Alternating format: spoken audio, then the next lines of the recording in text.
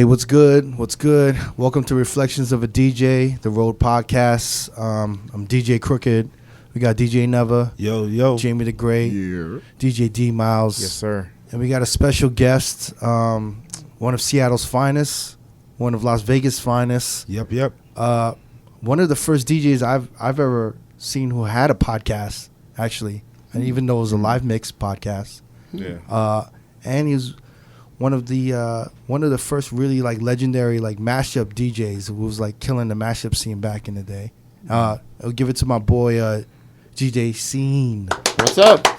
What's going on? What's good, man? How are you guys? Good, man. How are you? So me and you got a history. Me We and do. you would never have a history. We kind of do, yes. So when I moved to Vegas in 2005, end of 2005, they started booking. I opened Jet with Neva, right? Mm-hmm. And then they started booking you from Seattle in 2006. It was actually before Jet. I was getting booked at Light. Okay. Yeah. Mm-hmm. And then, So that's where I first met you, was at Light. Really? The original Light, yep.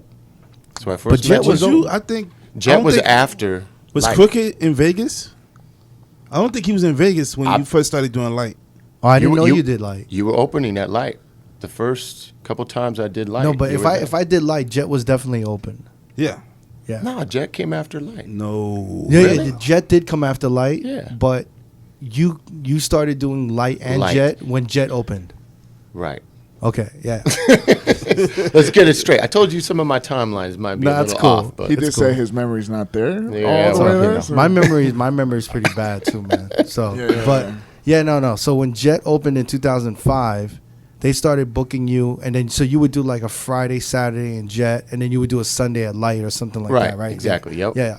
So I remember you would come in, and I would open for you, but Scene was like one of the first, like, out of town resident DJs that would come in. yeah, and that you know, Because it wasn't a regular thing. It would be like me or Neva DJing the whole night, or Eddie McDonald DJing literally from like 10:30 to like 5 a.m. every night. Yeah. God damn. So then, like when Scene was one of the first, and I think Ruckus was another one. yep, Ruckus. You guys, but you were like literally the first one, and I remember opening for you, and I never heard of you because I'm from New York. Right. I'm not from the West Coast. Right. And they were like, "Oh, he's from Seattle," and then I was like, "Oh, Seattle?" It's like it's weird, and I was just like, It was weird, and you kind of there was a little bit of tension. I felt maybe Yeah, a at little first bit. you're kind of like, "Who the fuck is this guy? "Yeah, who is this guy?" I was What's, like, what's he doing in my house?" I'm like, "Hey, what's up, dude?" and then what do you call it? And then I just started seeing your CDs, and then I heard about your like your throwback party in Seattle. Right. I forgot what it was called. Was it the The- yo? There's two parties that we did. One was later, 2080s. That was with Four Colors Zach. I can't even talk. And then the first one was Yo, Yo Son. Son. Yeah, Yeah. Yo Son. Okay, Yo Son is not the one I know. The other, Oh. what's the one that was like a mix of 80s and stuff? 2080s. 2080s. That came after Yo Son. Okay, that was the Yeah. one you did with Four Color? Yes. Okay, Yep. and Four Color Zach's from. Big shout out to Zach. Yeah. He's from Seattle as Seattle well. as well. Oh, All right. yeah. So, yeah, you started coming out, and like honestly, I would rate Scene as maybe top five Oh, damn, that's too kind. club DJs whose scratches sound amazing in the club. Well, thank you. Yeah. Like Thank you very much. I would say, yeah, I don't know, like very aggressive hard cuts. Man, you want to talk about aggressive? You are aggressive when No, it comes to mixing and cutting and everything. In fact, you're legendary for breaking faders off. This guy. You walk in like, what's wrong with the mixer? Like, oh, Crooked broke it last night. He broke it It was again. crooked. Like, broke the mixer? How do you break a mixer? Your crooked. Your scratches with your right hand are fucking sharp as fuck. They're very aggressive. They're aggressive. No. They're but- like fucking sharp. yeah, but then No, but he like leans on the fader. He's like, Yeah, He I'm hammers not, I'm the not very fader. coordinated. I'm not. So like I'm not coordinated, so I need to put extra force to have it like more on beat, or I don't know. That's just me. I'm just not coordinated. But yeah, when I would hear like Scene scratching in the club, you hear a lot of dudes scratching, and sometimes it just sounds sloppy, or it just sounds like Off kind beat. of in the middle, or like Yeah. it just sounds like it's not rhythmic and it's not with the song and it has nothing to. It's not helping the mix at all. Yeah. But like Scene is one of the I would say one of the top 3 to 5 DJs that I've heard that scratches and it like enhances. You're like, damn man, that was crazy. And then he just went into something super clean. Well, thanks, man. It's got to be musical, right? If you're gonna do it, don't make it sloppy and make sure that it has intent. But be very, very surgical with it and put it in and use it as like an instrument. It's Premiere-esque, like DJ Premiere-esque, where he would like scratch certain things and make it like rhythmic, like like jazzy and shit, But yeah, no, I mean, I would be like always impressed. I was like, be like, damn, this dude's nasty. And then he was I mean, probably in the beginning there was the tension, like, yo, who's this dude? Because honestly, at the club that we were working at, they wouldn't tune us into anything. Yeah. I would literally come in and they'd be like, yo, there's a guy coming in today. And I'm just like, who? Yeah. And they're just like, yo, you're just going to open for him. And I'm like, oh, shit. Like, you guys didn't need me there. You guys were crushing it. Like, I'd come in every time and you guys were just having on fires. I'm like, why am I here? Like, you guys are good. So what am I doing here? No. It's always good. I actually learned a lot of shit listening to you and your style, the way you DJ and stuff. Cool, because, the New York, because you had a very clean and like a slow build, like a steady. Yeah. You have a steady vibe. You keep it consistent. Sure, it's like and then you'll hit them like. I'm more like, yo, let's go to level 10, let's go to 3, and then go back to 10, up down, and then go 3. And Scene is more like, yo, let's keep it at 7, let's hit them with a little 8, go back to 7, let's maybe go to 9 now, but it's a very steady pace. Yeah. Mm-hmm. But I want to talk about, obviously you transitioning to Las Vegas and coming to Vegas and stuff like that. I mean, how was it, like, your first gig? Were you nervous? It was weird, to be honest with you. I had done some traveling before with MySpace, doing some of the various gigs, and then I was also a promoter in Seattle doing all of the Scion stuff. So we got to do, Premiere, Jazzy Jeff, and everybody up there. But then they also put us on the road, so we would do different markets. Like they put me out in Detroit, or they put me in, L.A. or whatever. How did you get because I remember back in the day, Scion was like, I don't know, like, man, big. they were big. They were like huge, Mm-hmm. huge. Remember they had those trucks, like the little build outs. They were almost bigger than how Red Bull fronts the 3 style. Yeah. Like Scion was like, yo, every DJ was like, yo, Scion's pushing out some money for some shit. Every market had somebody that was putting those shows together and helping promote those shows, obviously. And I was that guy in Seattle. So everyone from the different markets got to bounce around and open for Premiere or open for Jazzy Jeff, Did they just reach out to you? Yeah. Like I just got the cold email one day. I was like, okay, cool. I'm with it. Yeah, I can do this.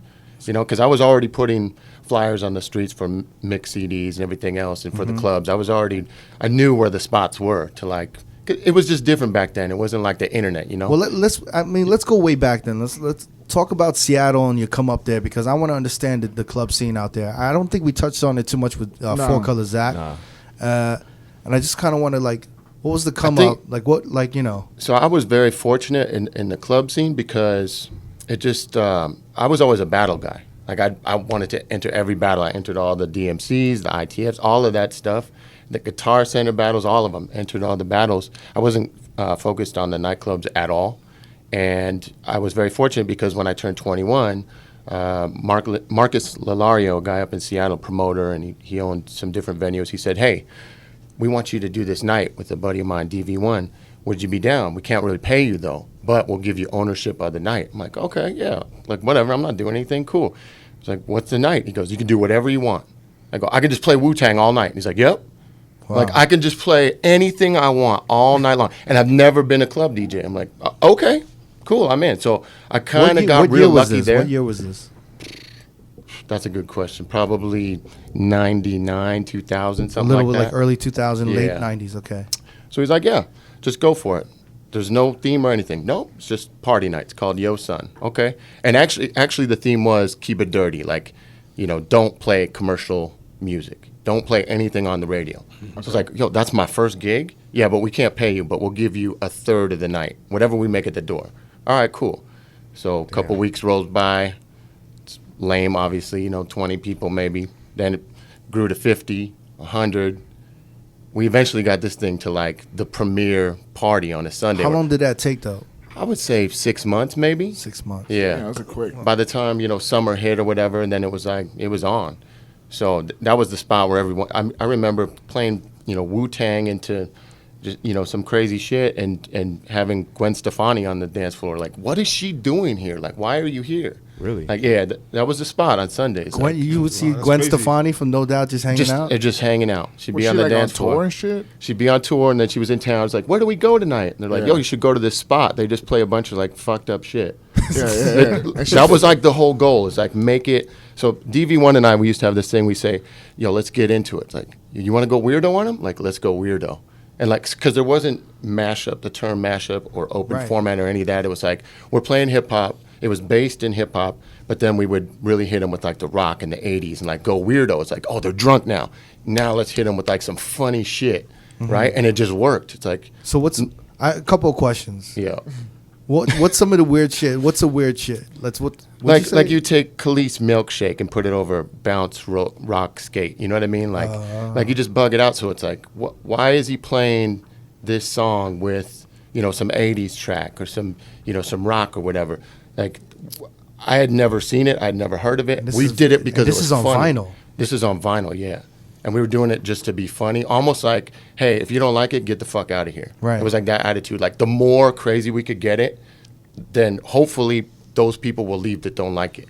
And then it was like the super concentrated crowd of like, yeah, bug it out. Like if it was too normal, I remember we had a couple guest DJs and they came in and one of them had played Nelly Hot in Here, which at the time it was like the biggest song or whatever. Right. And Marcus comes running up. He's like, what the fuck are you doing right now? Like, you're killing the vibe. You're killing the vibe. He's like, nah, man, they love it. They love it. He's like, nah, not cool. Like, get out of it right now. Like, not cool. So I kind of, like I said, I was a little fortunate to have that be my first club gig and, just be able to take chances and like really fuck around and not really care. So in the beginning, before it popped off in the 6 months, every week when you were doing it, did you just feel like, yo, this is hopeless? Or were you Yeah. Were you like, Yeah, were you of just course. like, this is stupid? Like, why are we doing this? So, take it back a few years before that. My first real gigs, I guess you could call them, were taking equipment, turntables, everything up to the community center and DJing for b-boys, right? Like Circle of Fire or Massive Monkeys were the big crews up there. So I'd take all my stuff up there and I'd play, I play all these different breaks, right? And I was terrible, like just god awful, like the worst. They're like, yo, this is terrible, but he's free, so we'll let him keep coming back. It's all good, Yeah. right? So then the b-boys kind of put me onto stuff like, man, you need to get some James Brown. You know what I mean? You need to like open your palette a little bit. Wow, And what was you playing? Like, I was just playing fucked up shit. Like they're not trying to hear Planet Rock. You know what I mean? Like, not that that's fucked up, but like for b-boys, they're like they were over it. I thought that was b-boy music. They're like, nah, man, like this is not cool. Like you need to come with something else. So then I think one of them had put me on to the Ultimate Breaks and Beats, and then as soon That's as you what I have thought you was Ultimate gonna be- Breaks and yeah. Beats, you're like You got the everything. man. Yeah, you got Yeah. everything. Like you're the Just get b-boy doubles of that master, shit. right? So went out and dropped a bunch of money on doubles of Ultimate Breaks and Beats. All of a sudden, I'm like the breakdance king or whatever. Or DV1 is actually like he's the dude. I mean, he was rock steady and everything. He had all the breaks. So, yeah, man, that's really where it started. So, to go back to Yo Son, yeah. it was very b-boy heavy, like especially early in the night. That it was very b-boy. So if people weren't really there, if there wasn't 200, 300 people there, at least the b-boys were there. So we were still having fun with it. Right. did the party blow up before or after Rolling Stone named it one of the best parties in the country? It was way bigger before they even jumped on it. Yeah. I think it was tighter before, because then once Rolling Stone jumped on it and did the little write-up or whatever, then it was like everybody and their brher wanted to come through, and it, then you started getting the suits and all these, it started getting fucked up. It wasn't like cool anymore. So it got trendy. Yeah, a little trendy, but I remember seeing dudes kissing on the dance floor with mohawks, and you had b-boys over on this side, you had gangsters over here. It was just so eclectic, and for me at least, it was like have fun, but play shit to try and get the people that are like too cool, get them out of here, right? Like get them out of here, and it really did concentrate like a quality crowd. And it wasn't even like cool, like, yo, those dudes are cool because they wear Nikes and shit like that. It was like cool because of their frame of thinking and their openness with music and shit, right? And I think there's like a difference now of what motherfuckers think are cool and who are not cool. Like, Yeah. And then was it hard to get records in Seattle or? Not really. I mean, there was a few record stores, so Yeah. you just got to dig, right? I mean, there were some major record There was stores. some- Yeah, Platinum Records. My boy Kippy. I mean, he'd always hook us up. And were you on the radio or no? Yeah, that came later. That came later. Yeah. Okay. So we have Yo Son. So after 6 months, it started bubbling. In the summer, it started popping. It's again. crazy, right? Crazy. And then the 3-day weekends. I mean, then- obviously. And like, what were you nuts. thinking as someone that built something from nothing and see it like blow up like that? Oh, it was the best feeling in the world. Are you kidding me? You get to walk out of there, and if you're a third owner, you know, you're walking out with the door. Like, that's a good chunk of change for your Yeah, first yeah. gig. Like, how much money was you walking yeah. out with, if you mind me asking? I mean, no, this is cool. Like, at that time, like, on average, Like you know, 20 No, years ago. like, Just trying to. yeah, what was right. the bag? What was the bag 20 years ago? What was the no, like, on the average, maybe like $300, $400 a night, right, for my first gig. I'm like, okay, that's cool. And then on the holiday weekends, you know, easily $1,000, $1,500. So, you know, you're stoked as 21-year-old. That's your first gig, and then you're hearing, you know, the average. You know, I got buddies that are doing $100 down the street, so it's like, yo, this is actually pretty good money, I guess. Yeah. So, yeah. Was everyone supportive, or was like DJs hating, or was it? No, I think they were pretty supportive. I know there was a couple times where other people tried to emulate the idea, Right. and like do a similar party on a Sunday and like go head up. It's like, all right, like sure, go for it, you know. It was just so much a part of what you guys were and who you were that it wasn't like there was a formula. You just, you know what I mean? Yeah, So- yeah. It was. I felt like it was as much as the promoters as it was the DJs, right? You got DV and you got his personality and how he plays. Then you had me and my personality and how I play. You know what I mean? And if you were to mess with that balance, I think it would have thrown the party off. It wouldn't have been the same, you know? And this is all pre-Serato, right? Like, This is all vinyl. Yeah. And so Yep. that was like early 2000s. And then how long did the party pop? Oh, this is years. It kept going. And then when did Rolling Stone? years. When did that Rolling Stone write up come in? I don't even know. I have You it at said- home. I have no idea when it came out. I have the original issue. but I Like don't 3 know. years later, 2 years later, A couple years later. Yeah. A couple years after that, maybe a year or two. year or two, and But then like I said, my timelines are just off. yeah, it's all dude. good. Like, I totally understand, man. And then so that party was popping. It got bigger and bigger. Bigger and bigger. And then you were getting more gigs in the city because of it. not Kind of? really. That was my spot. That's what I was doing. I still had a day job. What was your and- day job? Yo, so it's crazy, man. I needed to get a job. I forget where I was working before, but anyway, I was working for a temp agency. That's what it was. Just doing like bouncing around, doing all this different stuff. And then I got this gig. It was at a pest control company, actually. And I went in. I'm like, yo, I'll do pest control. Like, you know, pretty decent pay or So whatever. you're I'll that get dude out like there. spraying this shit? No, I everywhere? wasn't. I went in to apply for that, and they're like, "Hey, I went to Art Institute for video production and for graphic design and everything, right?" They're like, "What are you doing applying to be a pest control dude?" I'm like, "I'm out of college, you know, everything's like I need to get it going." They're like, "You know what? We could really use a guy to do all of our marketing and all of our, you know, our catalogs and our online stuff."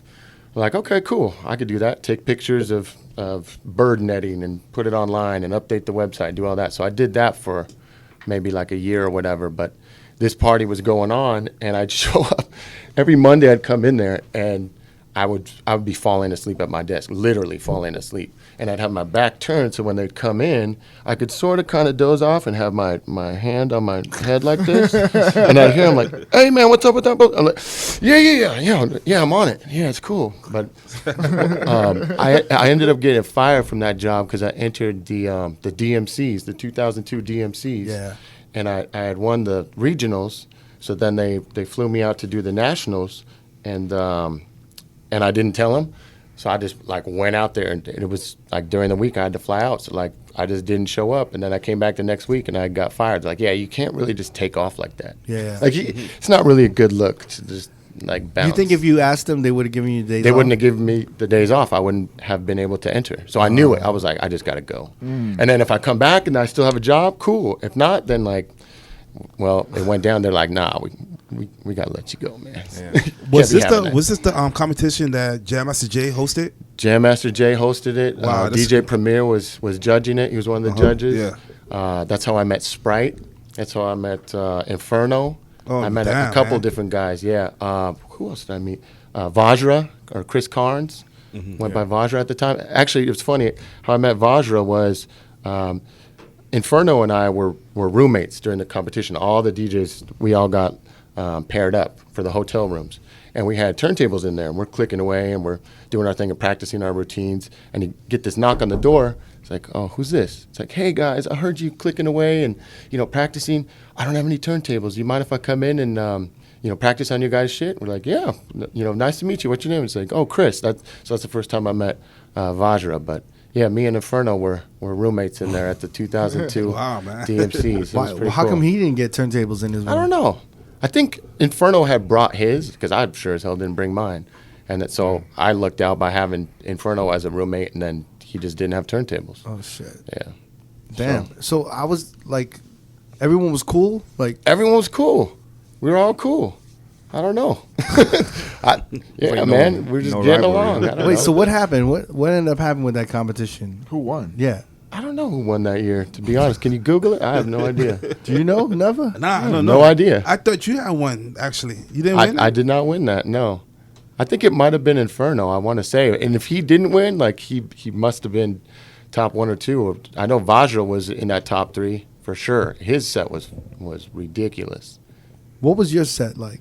Hip hop and. Did you feel like, damn, I was kind of lacking in this, or I should have done this more, da da da da? Maybe more clean on my juggles. Like my juggles were a little lacking, and I was nervous. You could see in the video, like when you go back and look, it's like my hands are shaking. I'm shook. I'm out in New York, like first time playing anywhere, and I don't know. I was just shook. Was that your first time? That was your first time in New York and stuff? First time in New York. I wasn't shook when we did the competition in Seattle. Like I was fighting tooth and claw. Like I was about it. When we got out there, I'm like, holy shit. And these guys are booing at different dudes. And, it was just different, They weren't afraid to be like, fuck you, and like get the thumbs down. You're like, oh, man. Did that happen to you? That didn't happen to me, but it happened to somebody, and I think that shook me. I was like, oh, man, they're gonna get me. I better not fuck up because they're not gonna be feeling it. Who won it? Do you know who won? It only says worldwide, and it was DJ Kentaro. Oh, okay. All right. From Japan. That's not helping us. That's all it said. Welcome to my world with Jamie over here. You're killing it, man. Just keep it up. I'm out here. So then after that, you came back. You lost your job. Came back. I lost my job. I only had my Sunday night thing, and which isn't horrible. You can you can live off of that shit. Yeah, I was fine. Yeah, I wasn't mad at all. Did you try to find another 9 to 5? No. That was the last time I worked a 9 to 5. That was 2002. Is that the only job you've ever had your whole life? No, my first job was at McDonald's. I needed to buy my own car. Hey, nobody gave me a car. I needed to get some money. I needed a car. So, yeah, I worked at McDonald's before like my first job. And then what were you doing? Were you on the grill or something? I was doing everything, man. I was flipping it. Look at these hands. Come on. Yeah, I did that. And then in high school, I was doing like a half day at high school, half day vocational thing for television production. So anyways, long story short, I got this gig at a TV studio. And I was doing audio at the TV studio. And that's where I got my first techniques. Nice. My turntable. They weren't even using it. It was just in the booth. I'm like, hey, what's up with the turntable? So you didn't have to pay for it. You just took theirs. Well, I paid them $100 for it. I gave them $100. Oh, yeah. shit. So they're like, get it out of here. No, it was just one. Oh. And then when I graduated high school, I asked my mom. I was like, please, I need another one. I need another because I had belt drive turntables. Like I just went out and saw. This is before. Obviously, Yo Son and all that. But man, I'm kind of like scatterbrain. The timeline is all over the fucking place. It's all over. Okay. It's all good. Let me calm down. No. It's fine. So belt drives was your first. You got belt drives. I was living in Yakima, Washington with my dad. He had moved over while I was still in high school. And saw the movie Juice. Like I think a lot of DJs saw Juice. Everyone really was inspired by Juice. It was like life changing, man. It just looked tight to be in a competition and like fuck somebody up and with turntables. Put the gloves on. I just think it's weird that a lot of people saw that movie and not a lot of people were like, I want to be a DJ. How could you not want to be a DJ after seeing that movie? I think to some have it people- head to head, back to back like that. Like I think some oh, psychos are club? like, I want to be Tupac. I want to be shooting motherfuckers. I want to kill a motherfucker after the competition. I want to be Bishop. Yeah, I mean, there's not a lot of motherfuckers that wanted to be. Q Quincy. Even when I was growing up and I would see that movie, and I'd be like, all my boys would be like, man, you weren't trying to be you like a fake. You're like a fake Q. Like you whack. Had the little leather. They just make- fingerless Yeah, the little gloves. yeah. You'd be like, I would be DJing like the high school joint with the hood to look like him. Yeah. I'd They be hear like, me yo, walk- take that hood off, you fake ass. And he'll be walking That doing shit the was tight scratching. though. With the hood though, that was tight. That was tight. But I mean, so then So I started asking around. Just started asking friends, hey, where can I get turntables? Where can I get turntables? Where do you get those? Because in Yakima, that's in Eastern Washington. So it's kind of like a small. Yakima sounds like it's in the middle of the woods. Yakima's like Apple Town. Like that's where all the apples come from. Like Washington apples come from yeah. Yakima. Like Treetop is there. Like all these companies are out there. So I just started asking, and this girl, she had belt drive turntables. I think she tried like dabbling with it, and she just wanted to get rid of them. So I scored like some belt drive turntables for like $250 with the little shitty mixer and a copy of the Beat Street soundtrack. That was all included? I was like, oh, a combo deal man, right I'm there. off. I'm off and running. By the But I way, only- but I only- that soundtrack was whack. right? So Wait, did you have to negotiate all of that? no, she Like, was trying to and get throw rid in of the it. She was soundtrack. trying to Oh, get okay, rid of okay. it. You know what? I fucked up. It wasn't the Beat Street. It was Wild Style, the instrumental Oh, joint. right, that's it was the right. instrumental joint. That's I'm, much I'm better. Fucked up. All I'm right, fucked cool. up. Nah. So it was it So was the the Wild same Style year. because I Yeah. remember it had the instrumentals, and then I needed another record because you can't just have one record. So there's no record stores there in Yakima. I went to like a Goodwill, and they, when you're digging and you don't know where to go, so you're like finding all this trash, and I found Beastie Boys Holding Out Hit It, and it had the acapella on there. Yeah. Oh, wow. So then I could take that over, the joint, the instrumentals, and I would just scratch that all day. That's hard. Just the And you acapella. And then so were you using the technique, and then for scratching, and then like the belt drive for? It was the belt drives at first. Oh, and then okay, when okay. I had that gig, then I'm like, I need to upgrade. Like, if I'm going to take it serious. Were like- you able to like really hone in your scratching with the belt drives, or it took it to I think another that- level with the technique? I think that's probably early on why I have a heavy hand, and also that's why I scratch backwards with this hand. I don't know if you've ever noticed that. I did notice that. I scratch backwards because when you have, for me, it seems more even. Like, if you were to point both of your toes to the left, it's just off. Like if you point one toe to the right and one to the left, then it's even. So I would use that. I remember would telling pull the belt remember I drive. would tell you that. Yeah. He would scratch. You know how like when you start a scratch, when you put the first jigger in there, like jig, you're usually pushing the record forward. You push it. And I would watch him, and he'd be pulling it back. Pull it. Yeah. It was like really, but only on your right. Only on my right. So it just seems more normal. Instead of like this, it's like this. You know what I mean? I'm odd, yeah. pointing to the left and I'm pointing to the right. We're trying to say that everything's kind of moving either clockwise or counterclockwise, right? On both turntables, Yeah. kind of. Yeah. That's odd way. Damn. But It's with so the odd, with the though. belt drives though, it was easy. It was like you would kind of pull it because you know how they are. You got to give them like a little bit gotta of give it a little That's push. honestly, Yeah, you got to give them a push. That's honestly why I have a heavy hand. I had belt drives. belt drives. I didn't have techniques till I was like 26, like Damn. late. So even now, like Did you guys have belt drives? Nah. No. I was even make belt drives. They don't even make that shit anymore. I had one belt drive and one technique. Okay. That's how I started off. Actually, I did. I had like a pair of Geminis. I had Okay. Newmarks. Yeah. I had I linear. got all this my Newmark techniques. battle pack that my dad bought from Craigslist for $250. I had linear techs. Linear tech. Wow, Linear man. tech. And my belt was so raggedy that I had to go to like +4 to be at 0. Damn. Terrible. That's It's crazy. fucking crazy. yeah. It gives you that handicap, but then it makes you work, right? It makes you work a little bit harder to get the I shit. think it kind of fucks up though, because it fucks you up a little bit. No, it makes it. Well, for me, was my fader was so fucking heavy on that Newmark, and it was like you had like to really push it, like to scratch or do anything. That's But an- yeah. and then I got the rain, and that shit was so smooth. I was like, oh shit, this is. I'm telling you, I had a bunch of shitty. That's why I'm so rough on shit, because I had stiff ass faders, and we would have to spray like UB40 in them. Oh, I forgot about That that. BB40. Yeah. BB40. Yeah. Yeah. I You did that spraying shit. that shit, and you keep Yeah. moving them back and forth, spraying. It'd be like a fucking like a weak thing And that then you're it would, doing. and it would still have the static. Yeah. It was the worst one. It was the worst. Yo, these kids nowadays, With these controllers, you motherfucker. you fucking kids nowadays, man. Y'all don't know what I had to go through, man.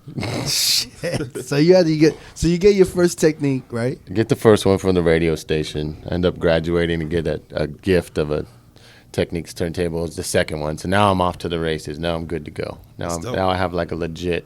Did you have an adjustment period with the technique though? Of course. I thought that shit was just, it was too strong. It's like, oh man.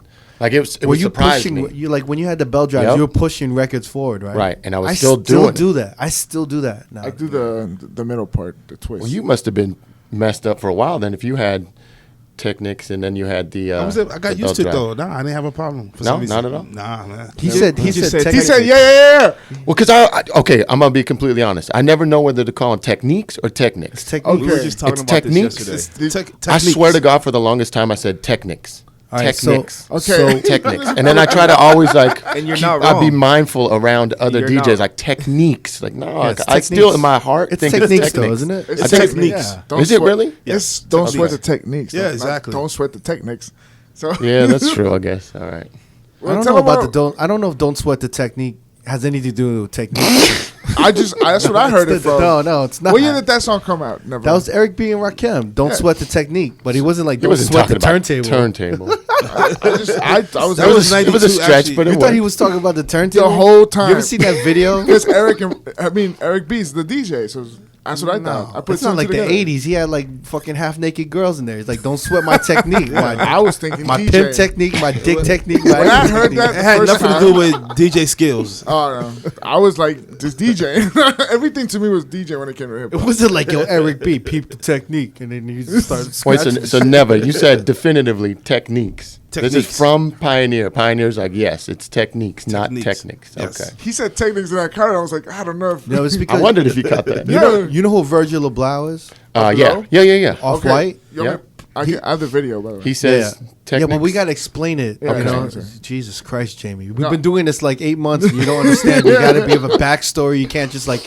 No, I'm you just know? saying I have it queued up. I know. I'm sure you do. Yeah, it's right there. No, Virgil Abloh from Off-White. He just became the creative director at Louis Vuitton. Louis Vuitton, yeah. And I don't know what they're releasing, like a record case for Louis Vuitton. Yeah, I think he's doing like a playlist or some shit with Okay. vinyl.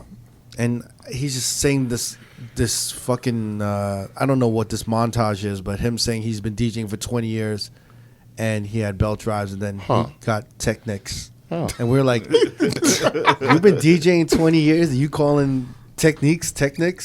I don't called know, him man. techniques for a while, man. Really? I'm not gonna lie. Yeah. Did anybody crazy. bother to correct you? Like No. DJs? I would No. be like, yo, this. I've had motherfucker people just say, said "Why do you say techniques?" I'd be like, I go because they're techniques. What do you mean?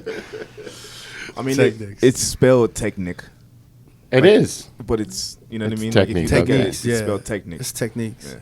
I don't know. We were just like, we were kind of bugging out about that. That Virgil Abloh Louis Vuitton joint. Yeah. Just because I thought there was a lot of unnecessary references in what he was saying. Like, He just wanted to sound like he knew what he was talking about. yeah. Okay. And he's talking about vinyl. He doesn't really use vinyl. He's on Yeah. CDJs all the time. And then he has a vinyl case and there's no like. But he like- doesn't use vinyl.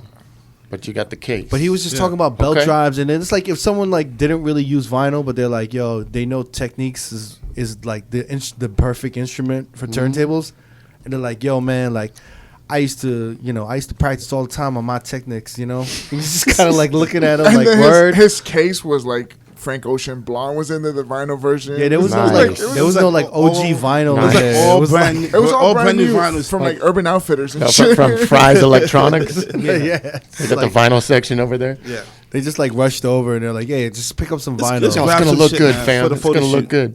I don't know. It's stupid. I just don't know. Have you ever heard him spin? I have not. No. I heard him. He's fucking horrible.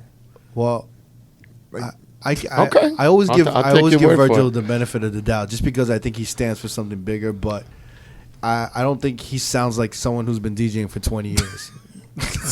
And if he did the beat DJ match for is 20 horrible. years, yeah, I don't know what he He learned. has a problem with yeah, it. yes, Yeah, he doesn't know. If he's sounding like that from That's, DJing for that's 20 quite years. a learning curve.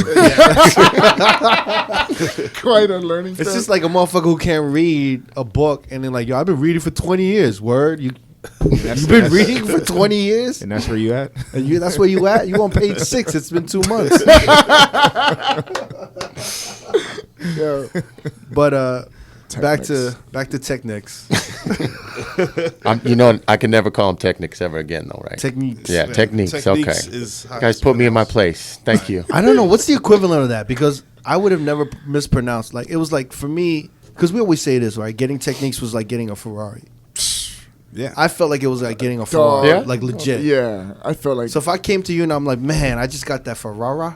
Ferrari. You're like, what? No, You can't even pronounce that shit. You don't deserve that shit. You don't deserve those. I got the turntables. Porsche, The Louis Vuitton. got the Louis Vuitton, You just mispronouncing shit and you got it. Like, I got the Gucci. that was a big deal back then. I just remember that, man. That was huge. If you got The one that you got from your mom, was that a brand new turntable? For It the was box? brand new.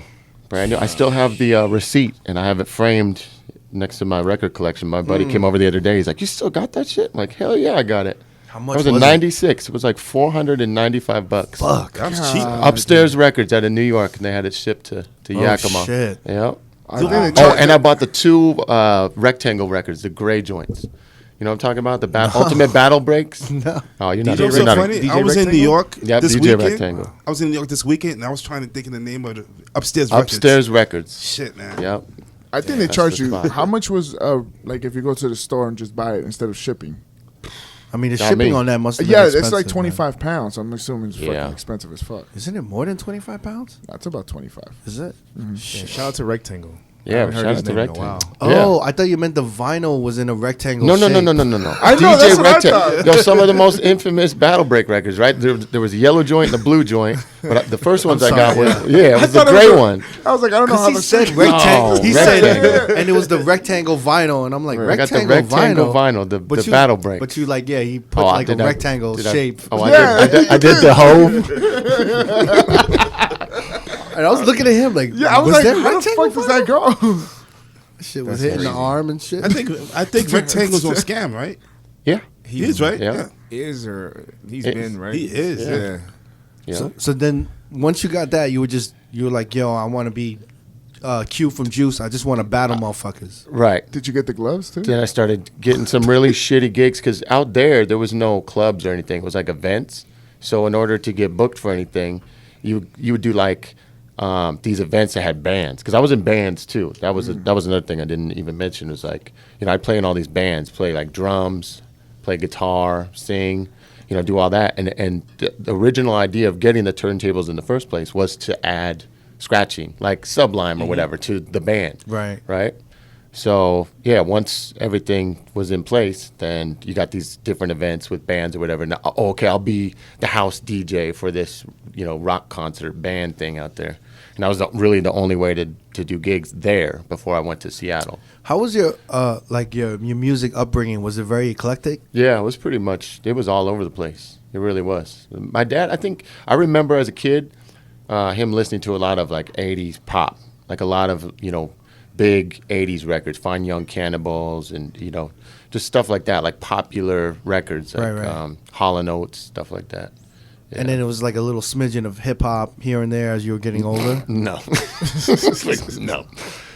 That was all on me. That was me, finding Beastie Boys and finding. Was that through radio or was it just you digging? I and think searching? through radio for sure. Like I remember, Mama Said Knock You Out, just being like a rock guy, really enjoying rock music, but having listening to that and being like, yo, this has a certain amount of aggression to it, right?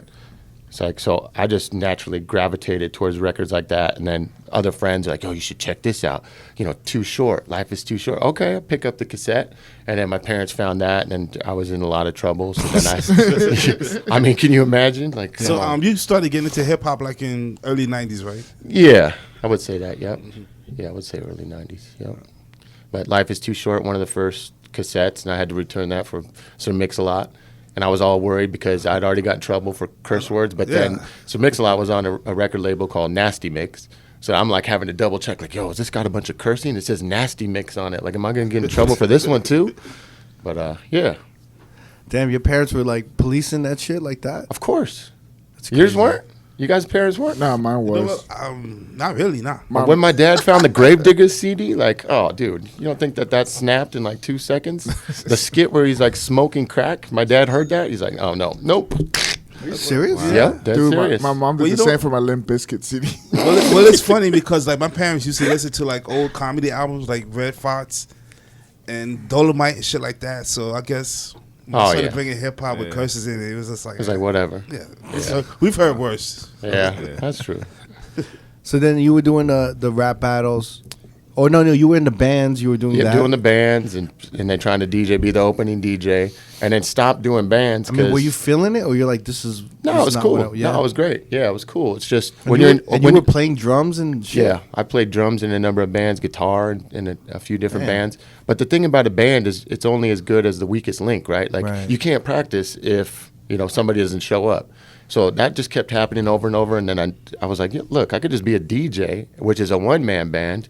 If I don't show up, it's on me. Or what I put in is what I get out. So that's when I kind of like made the transition. I jumped and said, I'm just going to play records and I'll show up at these rock shows and be a DJ playing Sublime or playing Led Zeppelin or whatever. Like, so were you doing that pretty much? Yeah. Yeah. And then I started working out. And then that was cool. So then that was working. Did you move yourself to Seattle? So I got a scholarship after I won a competition for video. Remember I told you I went to school for video. So I got the scholarship and I went to the Art Institute of Seattle for video. And so I moved when I was 18 back to Seattle. And then the whole time through college was just DJing and doing like college parties and stuff and like, house parties or whatever. Mm-hmm. So. That's dope. Damn. So I know. So then it's like, oh damn! Now you're a DJ. Like, could have been a director. Could have been all types of stuff. But don't you think all that whole background with multimedia and marketing, it just all helped 100% to propel everything you're doing, right? No question about it. Yeah. There's no question, especially knowing, the basics of some of the graphic design stuff so that I could do my own mix CD covers, you know what I mean? Or I could do like different things I needed to get done. It's like you're not relying on somebody. I could just like bang it out and then keep it moving. I remember when when we first met or when I was like, who's seen, and I started researching, and obviously I think MySpace was popping, right? MySpace, yeah. Yeah, like you just had a ton of content in there, and it was like a lot of like flyers, and there was like a lot of the 2080 mixes. It was like a ton of them. And I was like, damn, I remember I think you gave me like 6 mixes. Yeah. Like 6 mix CDs. Yeah. I was just like, shit, this dude guy has a lot of shit. And I was like, damn, there's like a bit of a history. Like this dude built some shit in Seattle. You know what I mean? And it was my first time like going to another city, like when I moved to Vegas and meeting someone from Seattle who like did it like that. And I was like, damn, I was like really impressed. Like, oh, thanks. There was a lot. You created a lot of content and like it's marketed yourself. I mean, you know how it goes. Like the more you put out there, and being consistent. So I was as far as the mixtape stuff or the mix CDs, it was always a new mix CD. Always. Like I would say sometimes 2 or 3 a month. Like always putting them out. Because again, there wasn't SoundCloud, there was MySpace, but there just wasn't those platforms to like have it streaming. So you press up the mix CDs and just sit outside of different shows. Like go to a show and like go down the line while people are waiting, like selling a mix CD, like trying to hustle, like walking down the line. Like, who is this fucking guy? But I'm going to be at every single show doing that same thing. Or I'll be out in the parking lot while everybody's inside the venue, and I'll put the mix CD covers, which double as flyers with the nightclub, put those on every car. You know what I mean? Just doing whatever you can to like get it out there. And again, before that, you could really do it on the internet. Like, how else are you going to get your name out there like that? So like the early 2000s, right before you started, right before the Vegas shit. What were you getting into? What was that? It was the. So actually, I had a question for Scene. Yeah, I talked about this before. So you opened for 50 Cent, or was you 50 Cent DJ back in 2002? Right. So that came about. That was a huge turning point, actually, in the timeline, because we were doing Yo Son. Everything was going real well, right? That was blowing up. Mm-hmm. And then they said, hey, 50 Cent's coming to town. We're going to need a DJ. And the guy that was helping to do that show was actually one of the dudes that worked over at Yo Son. So like one of the managers or promoters or whatever, Steven Severin. So he had actually put my name in the hat to do that. And they're like, hey, this guy, he's part of this Yo Son on Sundays. It's a really popular night. It'd be cool to put him on. And so, got put on the show. It was still all vinyl and everything. it's kind of funny because, the show went really well, but you start running out of tracks when an artist is running late. Mm-hmm. So I was almost like going to start repeating stuff. And Mad Skills was the opening act on the show. And so Skills was like, hey, I need an instrumental. I go, well, what about Made You Look, Nas? He's like, perfect. I was like, I got it right here. Everything's cool. Well, I started running out of songs, right? And everything is, I'm like, where is 50 Cent? Like, he's not coming out yet. Skills is about to go on. And I didn't really want to double up on records, so I just took it out. I was like, yo, Made You Look. I'm going to play it. So I just played it. Skills out of the corner of my eye, I see him come out on the stage with the arms crossed, just looking at me like, really? Are you kidding me? Like, I had burned him, which I did. Yeah. You know what I mean? Like, but I'm in it's like a rock and a hard place. Like, where the fuck am I supposed to go from here? Like, I only have so many records. I'm like blowing through records. The guy's late. It's not Serato days where you can keep it rolling for 6 hours. So yeah, he was pretty pissed at me. He was not happy. Did you replace the record with something else? No, we just did it with Made You Look again. Just again. Like, yo, this joint's hot, so let's do it again. Damn. So yeah, no, I kind of felt bad about that. But did the crowd care? No, but they didn't give a shit. But I could have been repeating records, and they probably wouldn't have cared either. But right. I always did feel bad about that. And then at the end, I was like, hey, you mind if I get a picture? And he, I need to find out. I don't have the picture, but he came up. He's like, yeah, let's do a picture. And it was like him, like fucking flipping the camera off. I'm like, man. So y'all never really squashed it, right? No, it was cool. It was fine. Cool. Yeah, right. I think it was fine. I don't know if you'll ever remember that, but I'm sorry. I'm really sorry. So then you did the show for 50 Cent? Did the show, opened up, everything went good. Years later, I remember hearing, yo, how did this guy like get that gig? Because normally it's the dudes from the radio station, right? Mm-hmm. The radio station's behind it, so it's the radio station DJs. Like, who the fuck is this guy? He's from the club, he's not on the radio. But what that eventually parlayed into was after that show, then the radio station did reach out. They're like, hey, would you like to come in and do a... Were they broadcasting you live? No, they weren't broadcasting it live, but they were covering it. It was like their show where they do the tent, mm-hmm. Cube 93 tent outside, and they're giving away tickets on the air, and it's, it's branded as their show, even though it's the promoter's show or whatever. Right. And, shortly after that, Super Sam, a guy up there, one of the DJs, I think he was not the program director, His but name he was mix Super show. Sam? Super Sam. Yeah, he still DJs up there. Wow. He There's was like the the mix show. Super Sam, that's a chick. What's that? Oh, really? So Super Sam. Yeah. So She's Super like, Sam. Oh. She's on that 143 party. Oh. Yeah.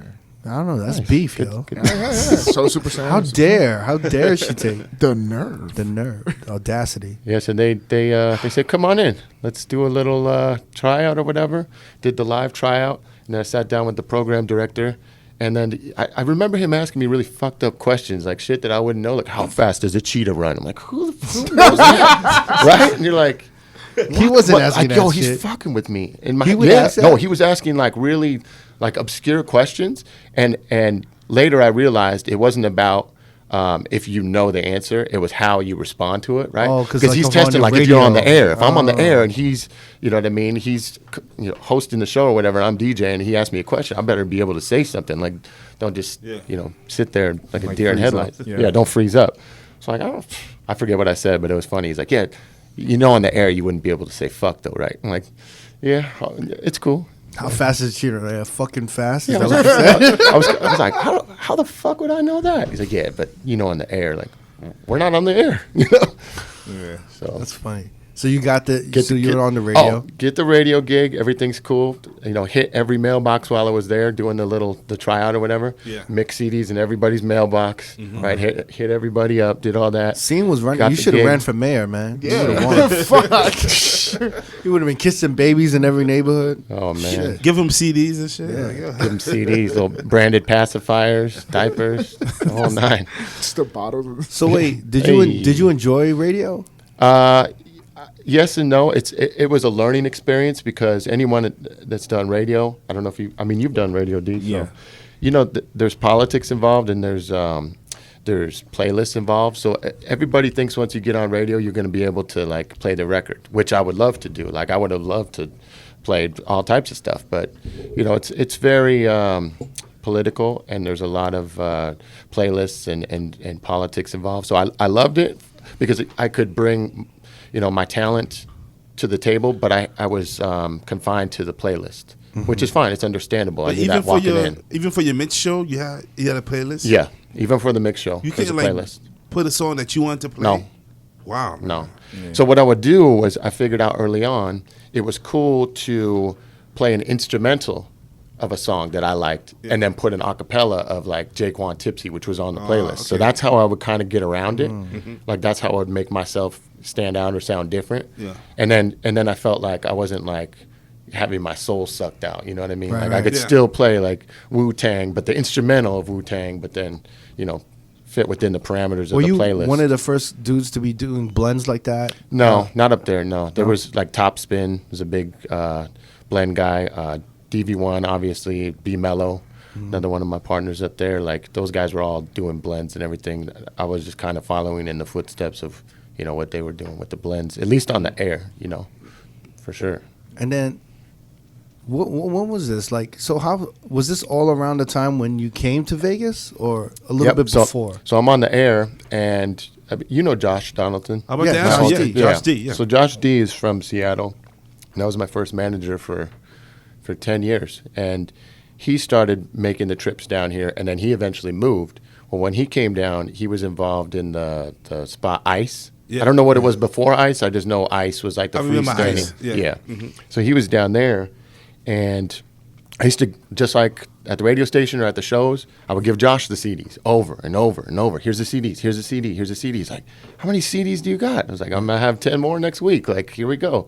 So I kept hitting him with it. And when he moved down, then I started mailing them to him. Like, here's the CDs. It's probably like, what the fuck is this? So, I mean, from what he tells me, like, he was just bumping the CDs all the time. He's like, I just had new music all the time from you, so I just listened to your CDs all the time. So when the opportunity came up to kind of plug me into Ice for one of the New Year's Eve gigs that they did, and that's actually how I met Mark Styles for the first time. He was over there at Ice. He plugged me in, and it was all good. And it was an absolute disaster because I was still on vinyl, and I'm flying down, and I lost, or the airline lost one of my crates. And this is New Year's Eve, and I don't know if you guys did this back in the day, but I would just do the 2 crates. One would be like the radio stuff, all of like, the familiar, like regular, straightforward hits or whatever. Then the other one was like, like the cool, bugged out, like specialty stuff, or like, the stuff with flavor or whatever. But that's not like your meat and potatoes. Right. I lost the one with all the hits, so I'm I can't even do it. Mark came to the rescue. Mark was like, yo, you can use all my records. And that's been like one of my best friends ever since because of that. I mean, well, not because of that, because he's a cool dude, but, he fucking saved my ass. Wow, yeah. Yo, that could have been real bad. There's a lot of, I remember in my when I was coming up, though, there was a lot of DJs that would look out for each other, though. Like, I would have fucked up needles. They would give me their needles. Right. And then, it's just shout out to Mark. I just saw him a few weeks ago. Yeah. Big shout out to Josh D and Mark. And Josh D. Yep. That's crazy. So that's how that was the connection. And then when he moved over to Light Group, that's when I started, DJing with you guys. Like he plugged me in. So that's how it all came about. So Josh funny. D. I remember I got into I didn't really know Josh that well, and I remember flipping the fuck out at Josh D. Cause I was DJing at Jet. And I know where you're going with this. Yeah, remember this? I know exactly what you're doing. Wait. I know where he's going. I know where he's going. I was DJing at Jet, right? And I think he was heated. What was her name? What was those 2 actresses' names? It was Cameron Diaz and Drew Barrymore. And Drew Barrymore were I was DJing at Jet, and they were in the DJ booth, wilding the fuck out, dancing. And then I was like, yo, this is crazy. And it was before, capturing it on phones, and they were just wilding out. They were drinking, taking shots. It was crazy. It was a crazy night. I was like Cameron Diaz, yo, this is crazy. And I was like, and I think I only recognized Cameron Diaz. I didn't know Drew Barrymore was there. It was both of them, yeah. And then somehow someone told me later, and then I don't know how it happened, but they hit up the club and were like, who was that DJ? We want him to do our Halloween party or some shit. No, it was Drew Barrymore's birthday. Yeah, it was her birthday in the Hollywood Hills. And it was it was the time when you wanted MySpace, you wanted that clout to be yo, I just did Drew Barrymore's birthday. You know what I mean? You wanted to add that to the resume. Right. So she called up, and I think Josh D was yo, it was seen.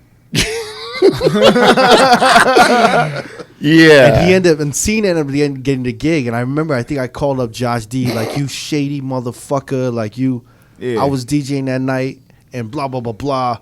And I think I even complained to Andy Massey, like a week later. Well, then Josh tried to make it good by saying, "Hey, you guys can both do it." You know, he was looking out for me, but he was like, "Yo, how about you guys both do it or whatever?" But by then, he had already like slipped him the 2080 CD.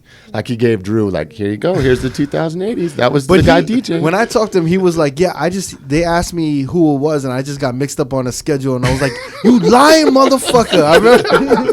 I was like, "You lying motherfucker! You hooking up your boy from Seattle, and we over here, we the grunts." And y'all not looking out for us. I was like, nah, give it to him. He's like, nah, y'all can post it. I'm like, nah, I don't want to share that shit with this motherfucker. and then I remember, like, I was talking to Andy Massey, and he's like, remember that gig for Drew Barrymore? I'm like, yeah, man, don't remind me. He's like, yeah, you didn't want that shit. And I was like, what do you mean I didn't want that shit? He's like, you didn't hear about, like, Scene had to wear, like, a clown costume or some shit? You had to wear a costume, though. I didn't wear a costume. I had a button-up shirt on. You know, it was, like, kind of more of a... I thought they made you wear, like, a 70s tuxedo. No, hell no. Yo, but that party was cracking, though. It was? It was. You it was popping. motherfucker. I know. I never told you that, huh? Until right now. No. That party was jumping. Yo, that's crazy. I remember, remember I used to be, I was so mad. I was so mad. You wouldn't stop talking about that shit. I mean, rightfully so, though. You know? We'd be like, it was like 2 weeks later, we'd be like eating, and I just mentioned that shit. I can't believe that shit, man. You believe, you believe this? Hey, I don't even think it was, I wasn't even mad at him. I didn't do anything wrong. I was just like, that Josh D motherfucker, I don't trust that motherfucker. Now, like, we're all cool and we're straight, but yeah, that was definitely I remember when that happened, and you were pretty upset. Yeah. But it was cracking though. It was cracking. Who else was there? It was like Eva Longoria. Drew Barrymore kept coming up. Like, can you hold my lipstick? I'm like, is she hitting on me? Like, it was legit. Was like, lying, look at Crooked Face. No, Crooked Face. No, hey, He's tight. He's whatever. Salty. Yo, I don't know. Can you hold my lipstick? Could have changed. I guess. Could have changed my life. Could have changed my life. I would never be here sitting with y'all, motherfuckers. Fuck this podcast shit, man. U.S. Weekly, cricket. I would have been taking helicopters or something. I would have been doing some next level shit. You know what's funny though? Right now. Is she absolutely despises Hall & Oates. I will say that. Like she was like, well, one thing, don't fucking play any Hall & Oates. I'm like, really? I go, that's about as 80s as it gets. She goes, there's nothing sexy about Hall & Oates. Wow. Just like that, and like walked away. I was like, oh yeah. Damn. I guess there's no man eater tonight. Damn. Yeah. Hall & Oates is a shit. There's a shit. I know. I just saw him at the arena not too long ago. I love Hall & Oates. Oh, they killed it. I would have played some Hall & Oates. I'd be like, fuck you, Drew. Oh, she would have came running up on your ass so quick. Give me my lipstick. What did I just? Yeah, give me my lipstick. It's so fucked up. I'm picturing like an outdoor thing, right? It was. It's in her backyard. There's a pool. You know, they had it all 80s themed or whatever. Yeah, they were all dressed up. Andy Massey was playing that shit down. He's like, you know what I mean? That shit was whack. It was miserable. I was like, word? I was like, all right. He had to dress up? Oh, man, fuck that. Fuck that. Fucking scene, like, what is that? 10 years later, it's like, yo, that was the best party I ever did in my life. Thanks, Crooked. I was taking shots with Hugh Hefner. Shit. He invited me to the Playboy Mansion. It was crazy. Yeah. No, for real, it was popping up. I don't believe this motherfucker, man. It was. I'm not lying. It was. Drew Barrymore's name Definitely popped up on his MySpace. Shit, man. It's crazy that Ice never became anything else. It's still sitting there. Ice is just sitting there, yeah. You know, oh, it is so weird, yeah. The building is right there. They closed in what, 2007? Yeah, a long time ago. There. I pass it like almost every day. Yeah. Fuck you Ice. Would think they would have bulldozed fuck Ice. That Fuck down. Josh D. Fuck all these motherfuckers. Oh my god. Hashtag Drew Barrymore. Nah, shout out to Josh D. We squashed that shit down there. Yeah. He's the homie. I'm just fucking around, but yeah. Back then I was like, fuck Josh D. Yo, for real. I was like, yo, shady motherfucker. Now, yo, I'm not. Now it's the shit's in my head now. I won't be able to sleep, man. That's crazy. Could have changed my life. I could have been a different person, man. Now you're here with us. I don't know. For some reason in my head, I was like, and back then I was like, damn, like I could have pulled Charlie's Angels, Lucy Liu. I could have snagged Lucy Liu. Yeah, I could have done for something. sure. I could have done some Was Lucy Liu there? I didn't see her. She probably was. Who I else don't was know. there? I could have done some AM shit. I don't you know? even know. That man. would have snagged I don't up know. cricket here. But you know how like AM was, you know how like AM was dating like those celebrity chicks. Yeah. I was like, damn man, I just need That's the cloud. could have like what's that chick, the ugly Betty chick? I was like, I could definitely bag America Ferrera. I was like, yo, just I thought I had a chance on Jessica Alba at one point. Nice. Wait. oh yeah, he was doing a private event. Yeah, She was kept feeling coming up him. to me. She's like, "Yo, I love this. I'm like, thanks." It's like, you gotta check me at the club later tonight. And she came through. Oh, she did? Yeah, but she came with like some other people and shit. But she came through. She was still there. She said hi. She came to the booth This was even after she got married, right? before. Was it? Yeah, Damn, she wanted her. Fucking scene, man. Scene, Fucking Sorry. how did MySpace come? Or how did that happen for you? Just, Hey, who was on your top 8 too? oh, that's a good question. Yeah, I had a lot of local homies. I had the local guy, definitely Josh local D. friends. Yeah, Josh D. Right. He was number one. he was number one. Drew Barrymore number 2. Cameron Diaz 3. Yeah, fuck, man. yeah. Remember that? It was all about being in that top 8. That was everything. That was everything. And when you got knocked out, it was like, oh, like we're not friends anymore. Like, what's up? Then they made it to 16, and it was like, okay. Oh yeah. Then you could Did they breathe do a little bit. 32? I think at the end it was. Yeah, like, this is they 32. did. then it was just like some scrubs at the last 10.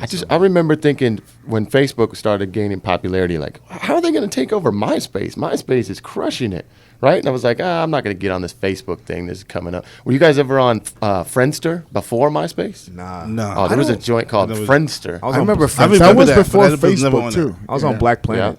Oh yeah. I was Wait. I remember that one. I was I remember that. Wait, what was the I was other too one? young for that. The Latin. I don't remember any. They had Latin. Was it Latin Lingo? It was I don't remember That that. sounds one, no. right. Hispanic Avenue. Was it? That sounds like a Black Planet. Black Planet. That was the first one, huh? Yeah. That was the first one. Oh, no, Then- there was then that Asian Friendster Avenue. joint. Asian Avenue. Asian Avenue. Oh no, I gotta find out the Latin one. There was a Latin one. I don't know. I just remember Black Planet was popping. I was in like my last year of high school going into college.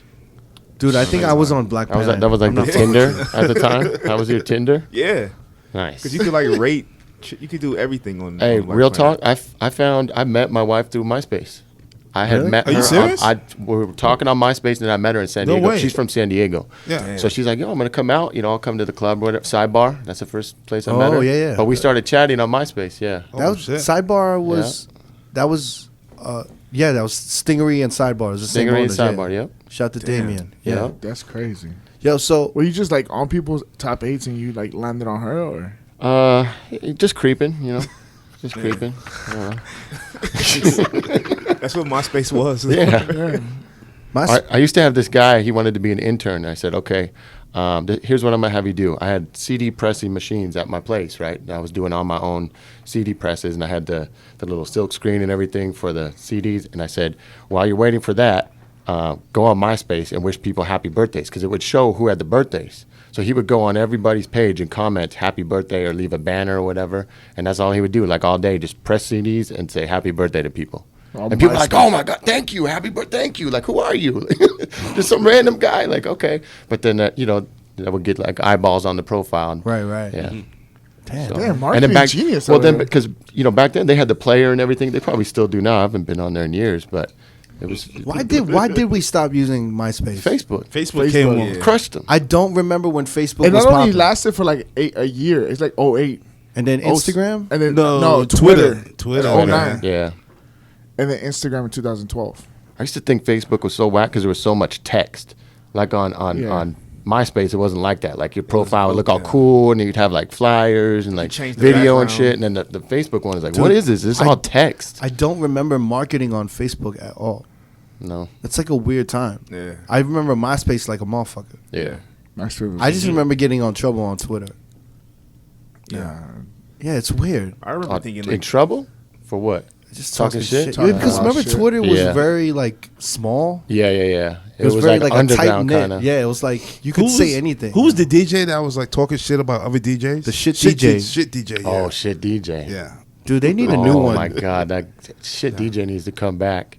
That would be amazing. People used to be out. Well, I used to be scared. I was like, damn, I hope this motherfucker don't talk about me. Yo, I heard so many stories about who it really was, and then we found out who it was. Yeah.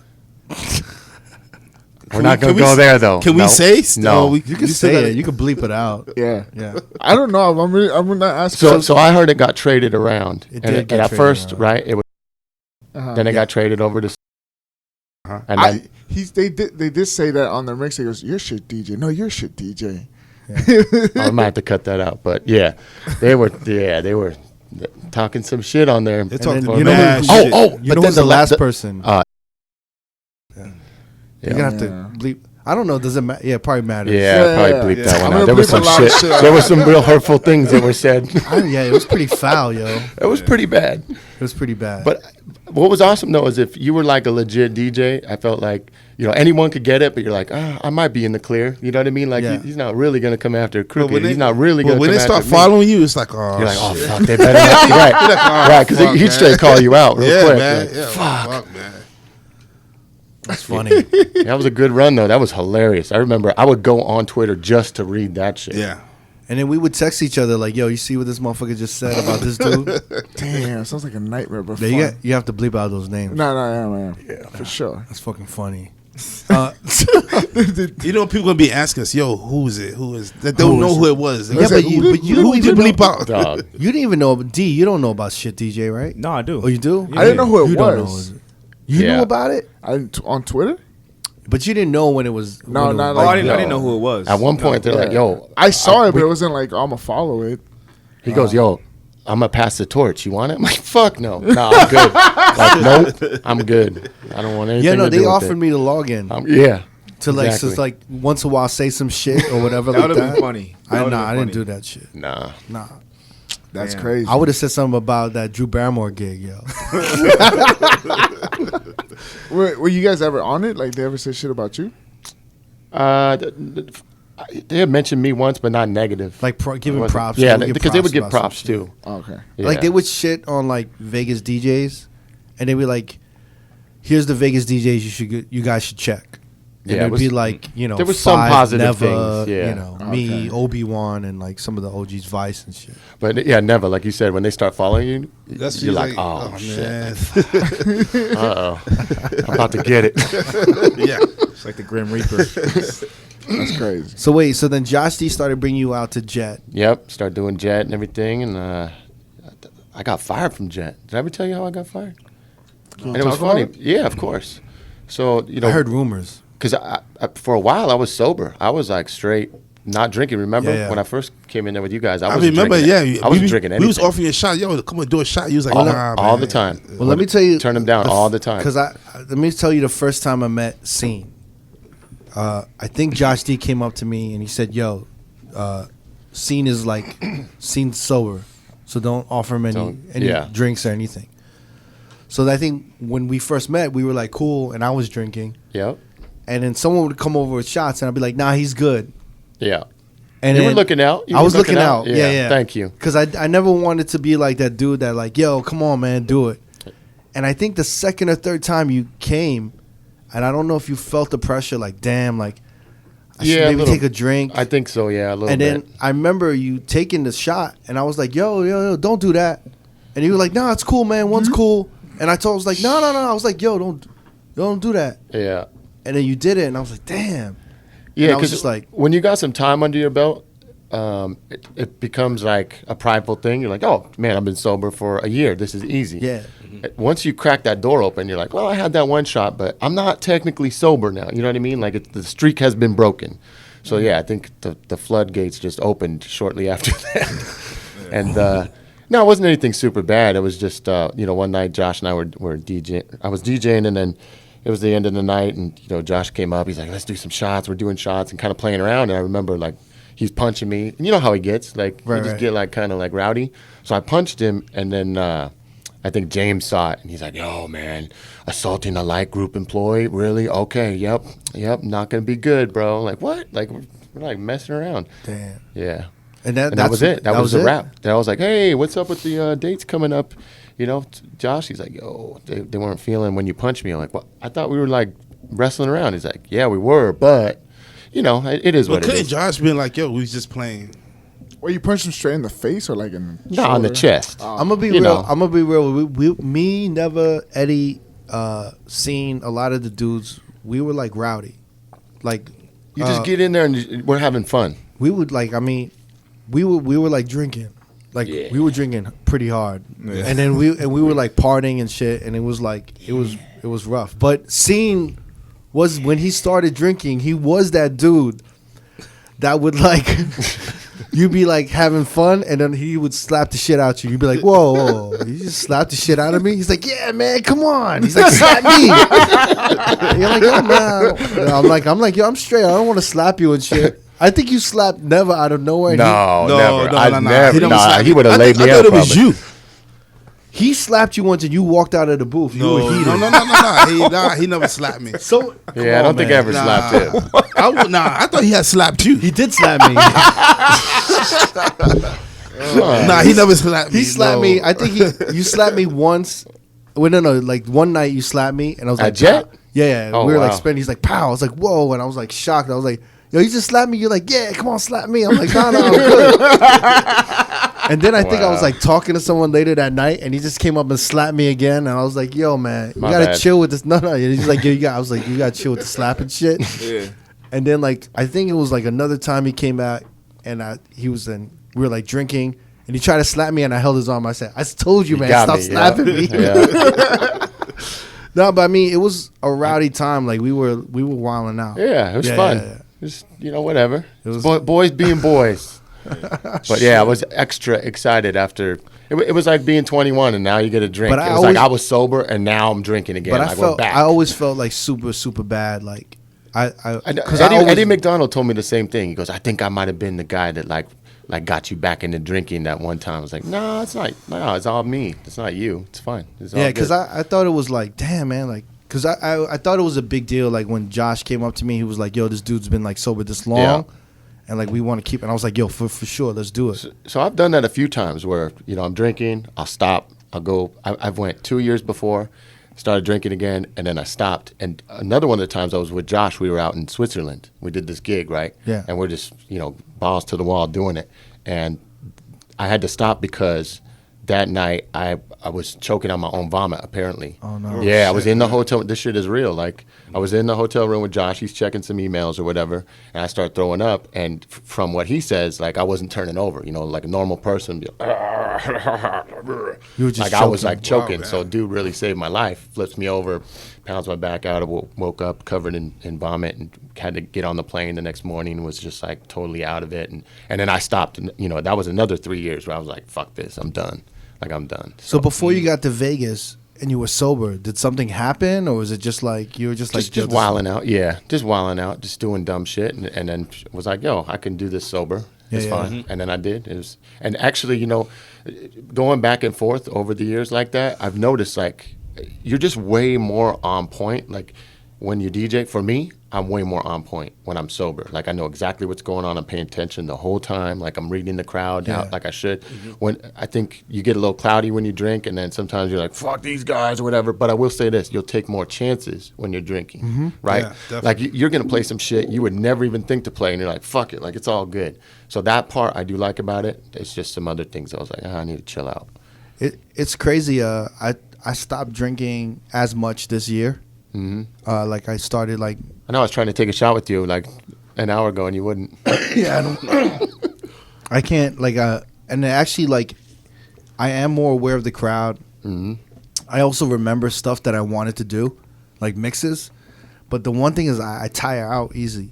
Mm. So like I'll have a good hour and a half, but if I'm drinking, I could do it for like 4 hours, 5 hours. Yep. You know what I mean? Like, and I don't get tired. Yeah. And I'm just really in tune with the crowd. Mm. Whereas when I'm sober, it's like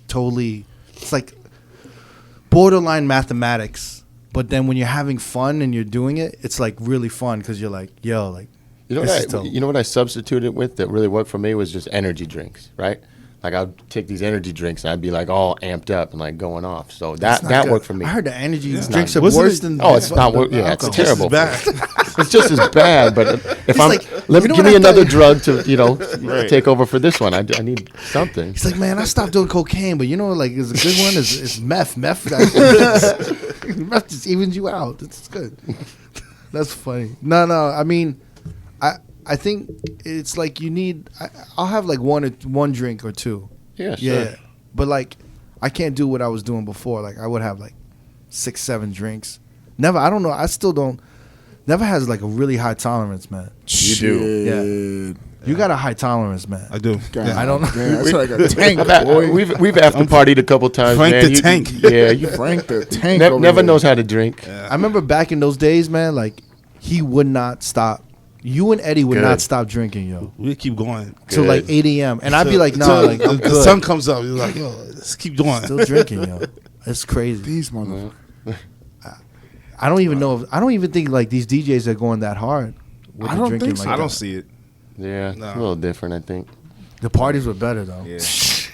Oh, They were a lot better. you sound like an old man saying it. It used to be good. Those are back the in good day. old Those are the days. days. We just get fucking lit. These young kids don't know how to They don't party. know. They don't even drink anymore. And Pussies. so when you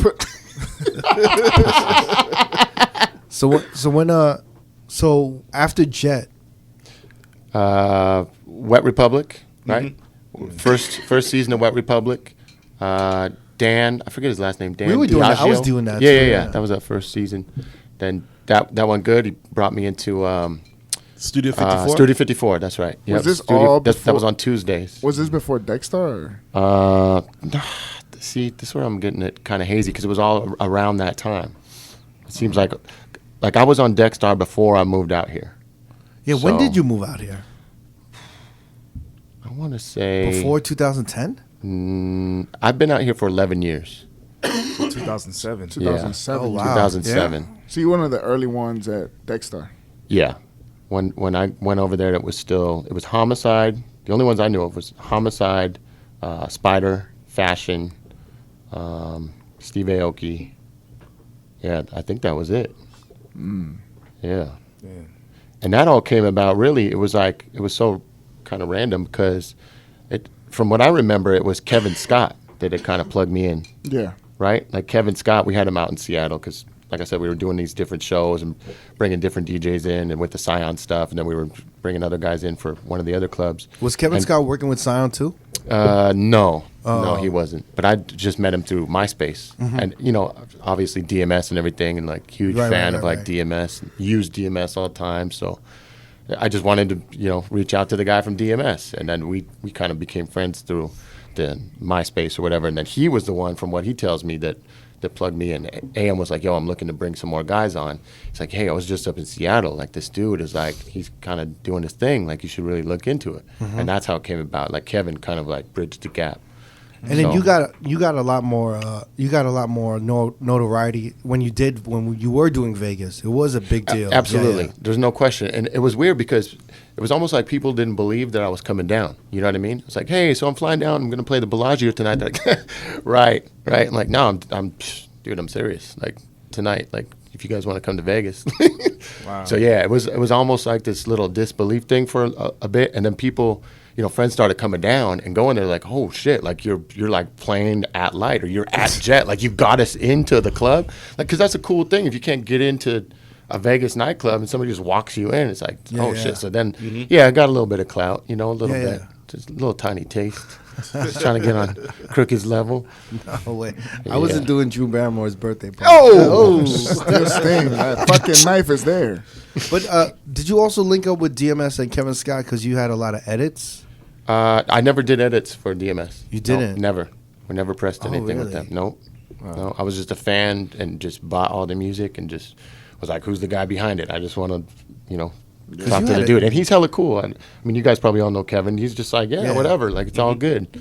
Because you had a lot of like blends and mixes and stuff like that. Yeah, I had some stuff that was pressed up through, I want to say DJ XL, who did some other stuff with AV8. I don't think it was a label or anything, but they had pressed up some of the early MySpace mashups and everything. But no, I never did anything with DMS. I probably should have, thinking back, but Yeah. and then never did. When did you start that podcast?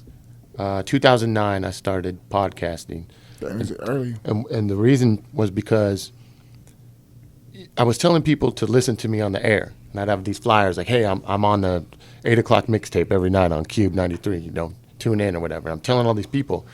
Well, people can't always tune in at 8 o'clock. Okay, so now where do I send them? And I'm doing these mixes that I'm putting my, heart and soul into. I'm busting my ass.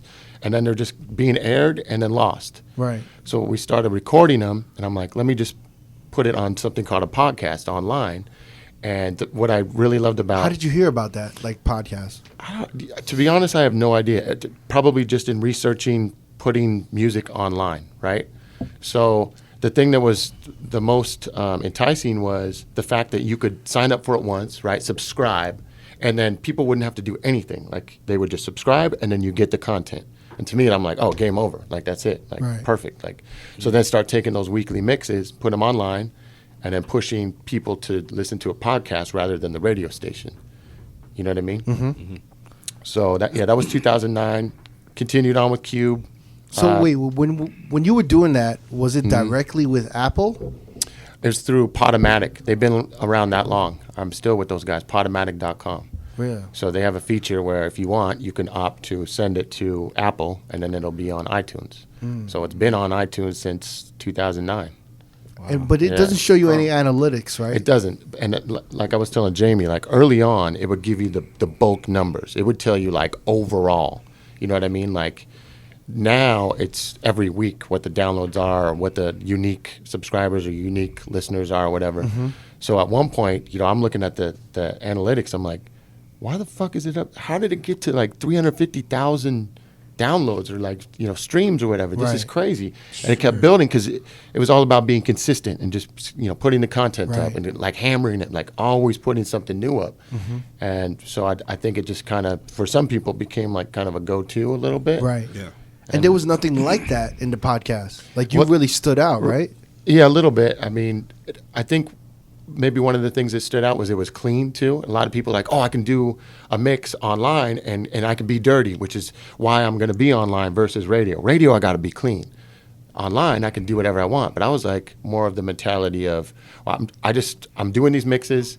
I don't want them to go to waste, so I'm going to throw them up there. But the clean stuff worked to my advantage, really, I think, because then you could play them at a restaurant. You could play them in a store. You could listen to them with the kids in the car. You know what I mean? Like, it reached this whole other group of people that were like, hey, I would love to hear hip-hop mixes, but every mix online is dirty. Right. And mine is clean. So, I don't know. I think that worked for me. And so, like, now, do you still post? Or? Still post them. Still do them. I do them about, try to do them once a month instead of once a week. But I do them once a month. Yeah. Wow. That's crazy. Yeah. In fact, I just posted one, a week or two ago? I think it was two. I saw that, yeah. It was 150 something. And it's all, brand new hip-hop, but it's clean on purpose. Like, it's not for a radio station. Like, I made it clean for my podcast. So, that's it. And how long is the mixes usually? 1 hour. 1 hour? Yep, because then I get hit up by people, hey, I work out to your podcast. I don't like it when it's not 1 hour. You know what I mean? I want to have that time limit, and I know that it's 60 minutes. I'll get done doing cardio or whatever it is, or or make it 30. If you're gonna do it shorter, like have it in like increment. So I'm 30, just 45. Yeah, I'm like listening to the consumer. Yeah, I'm listening to the comments. Like, that's a good idea. Actually, let's test it out. Okay, it works. Like, okay, it's an hour. So, smart. Yeah. That's cool, man. I mean, I remember when I was trying to start this podcast, and I initially tried to start it with Sean Perry, and then we were like, this is 2-3 years ago. 3 years ago. Yeah, we were like, yo, Scene has like one of the most OG podcasts, and he's got like a shit ton of comments, and I just noticed, I'm like, yo, he's been doing this for a fucking long time. Yeah. It was when I started in 2009, people didn't even know what that word meant. That wasn't even a word. Yeah, it was barely. It was just barely. There was like, an what app the fuck on is your that? phone. It was just an app on your phone that no one ever used. That never used, and it was just there. I just knew it was like you couldn't delete it. It was like a new form of radio, but it wasn't as like readily understood by everybody yet. Or trying to tell somebody a podcast, like I can't tell you how many times. Like, what? What is that? Like, what are you talking about? What the fuck is that? It's crazy that you did it back then, but you did it. You had the content ready, and you're just like, fuck it. It was already being created, so just start throwing it on there. Yeah. And then eventually, I had moved from Seattle to San Francisco because E-Rock helped me get on Wild and everything. Oh, word? Yeah. Oh, shit. So I did Wild for many years, probably 7 years with Wild, and was still doing the same thing, like, pop them on there, put them on the podcast. But that was eventually why I had left commercial radio. It was getting to the point where, like, not to knock radio guys at all, because I'm not, because you can build a name on radio, but it's not the same. You know what I mean? It really isn't. Being on the radio today versus back then, like, I felt like I had a little bit more clout. Mm-hmm. You know what I mean? It would bring a little bit more notoriety. Now it's like, okay, you're on the radio, whatever. So I had jumped off of there just to focus on the podcast and not have to be under the constraints of a playlist or whatever. Where can they find it at, by the way? Scenepodcast.com. Okay. So SCENE podcast.com. Hey, fellas, I got to bounce right now. I got a meeting to go to at Me 4 too. o'clock. Me too. I'm out of here. But- All right, it's good seeing you guys. Chuck up the deuces. All right, seeing yo, it's good to see you. All right, man, you too. Yeah. I'll talk to you soon. All right, All right, fellas. All right. So like I want to continue on like so I want to go back to now that he's out of here, man, now we can talk some real shit. I've been waiting for this motherfucker over here. All right, let's get into it. What's up? I want to bring it back to what do you got? I want to bring it back to Wet Republic and Studio 54. So around this time, is this when you started the Seattle party with Four Color Zach? Because right. The 2080s. Yeah. This is after Yo Son. Yeah. Yeah. When did 2080 start? It had to be around 2005, right? No, it's 2000. Yeah. No, because I put out the first CD. It was 2007, so it was shortly after that, maybe like 2008. Okay. Yeah. Yeah. And it was just based on the mix CD, which was, if you haven't heard it, it's just all 80s music that's like mashed up and I have the volume blends too. and everything. Yeah. I sent You got the volume too? Yeah. Yeah. I don't know. One of my boys, DJ 50, he had like a bunch of like Deckstar shit and just CDs. It was like Kevin Scott, Fashion, his, and he just sent me a bunch. And I was like, oh shit. How did you link up with Zach and then start that party? Well, Zach, before we were doing that party, he was part of another branded party called Sing Sing, which was like early doing Be More and doing like cool shit like that, like up tempo remixes of hip hop and like just juke and stuff like that. And I think I just met him. He'll probably tell the story better, but I to be honest with you, I don't know how I met him. I think I might have met him through a mutual friend, Marcus. Just, hey, this is Zach. It'd be tight if you guys did a night together. It's like, all right, cool, yeah, let's do it. And were you still doing Yo Son at this time? No, that was already a wrap. When did you decide to end Yo Son? When you were coming to Vegas? No, there was a point where they had moved it to a different venue, and I did the different venue, and that party was cool. Instead of being on a Sunday, it moved to a Saturday, and then it moved to another venue after that, which is where we ended up doing 2080s. Mm-hmm. And at that point, they were like, hey, we really can't pay you as a partner anymore, like try to cut me out as a partner. And, I just wasn't having it. And we had, a little falling out there for a minute. So wait, when the party got added... It got moved once. And Was it it moved to always Saturday. big though? It was always big, yeah. It was always big. It started getting bigger. Yep.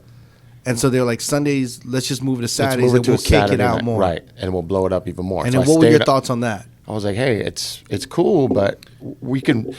Then we got a lot more competition, right? Then you got to be a little bit more commercial. Like on Sunday, it's like whatever, anything goes. But Saturday, you got to cater a little bit more if you want it to be successful. I think you got to just switch it up a little bit. It's not an industry night then.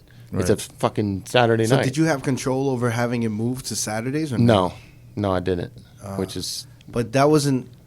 That was kind of something you didn't want to do, right? I did not want to move it. No, not at all. And then it moved. And then did it change the energy? It changed it a little bit, and then, like I said, they wanted to pay me to be a DJ instead of being a partner, and I felt like it was time to do something different. Was that some shady shit just kind of like? I mean, it is push what it you is. Out? Well, no, I don't think it was to push me out. It was like give me an ultimatum, like, we've already got, DV on board. He's going to be a paid DJ. Not to put his business out there too much. He's going to be a paid DJ. We'd like you to be a paid DJ. I'm like, I think that I bring more to the table. Like I help create the brand. You know what I mean? I helped like promote it. Like I'm not just DJing. I'm like bringing a little bit more. So I'd like. Well, they trying to like. It was like, nah. Bring the budget down. Like yeah, exactly. Yeah. So start going that direction. It's like, yeah, we got to do something else, do something different. So here's what it is. But then, anyways, we squashed all that. We ended up moving on, and it was fine. Then later, Zach and I, we did the 2080s party. Which I just think it's interesting when like in every city you go to, right? Whether it's New York, Miami, Chicago, wherever, they have like a party that blows the fuck up and it becomes a big part of the city. Yeah. And then I'm most interested just to like see how it evolved and how it actually ended up going south.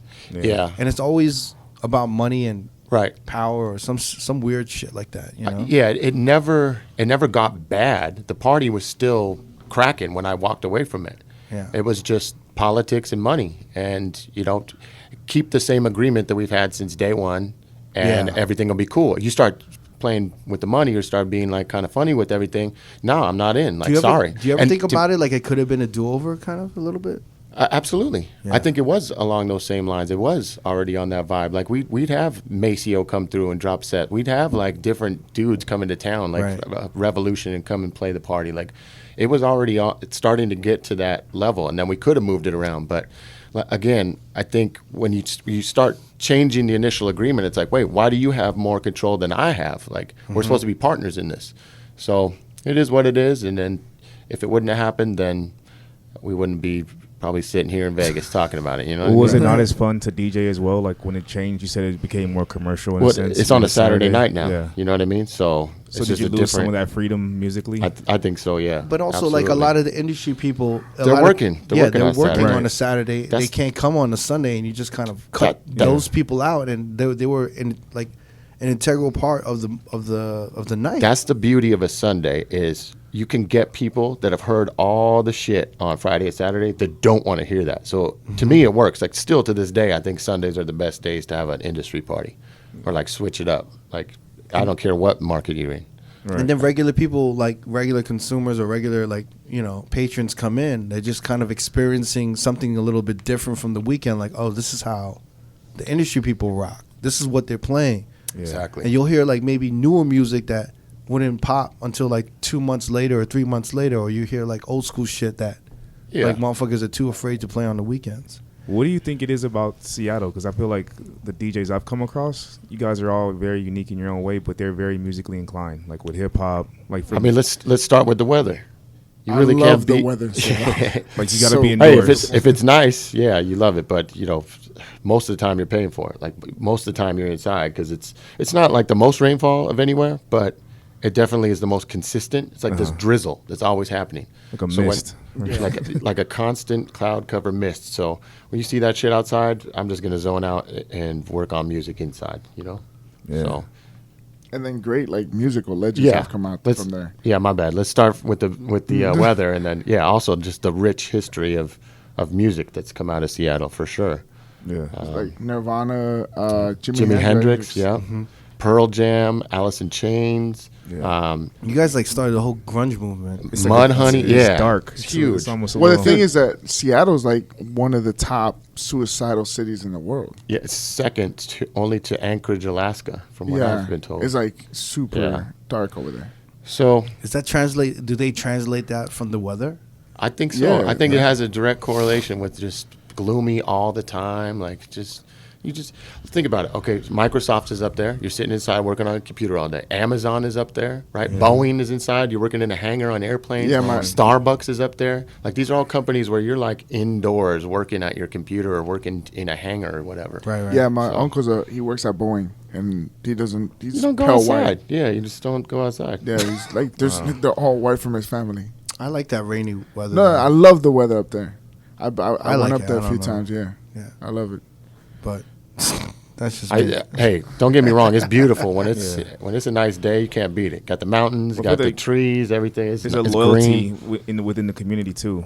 Like I see it. Yeah, especially like with the DJ community. Yeah, with the rappers and hip hop. Oh, I don't think there's any loyalty at all. In fact, I think it's pretty bad.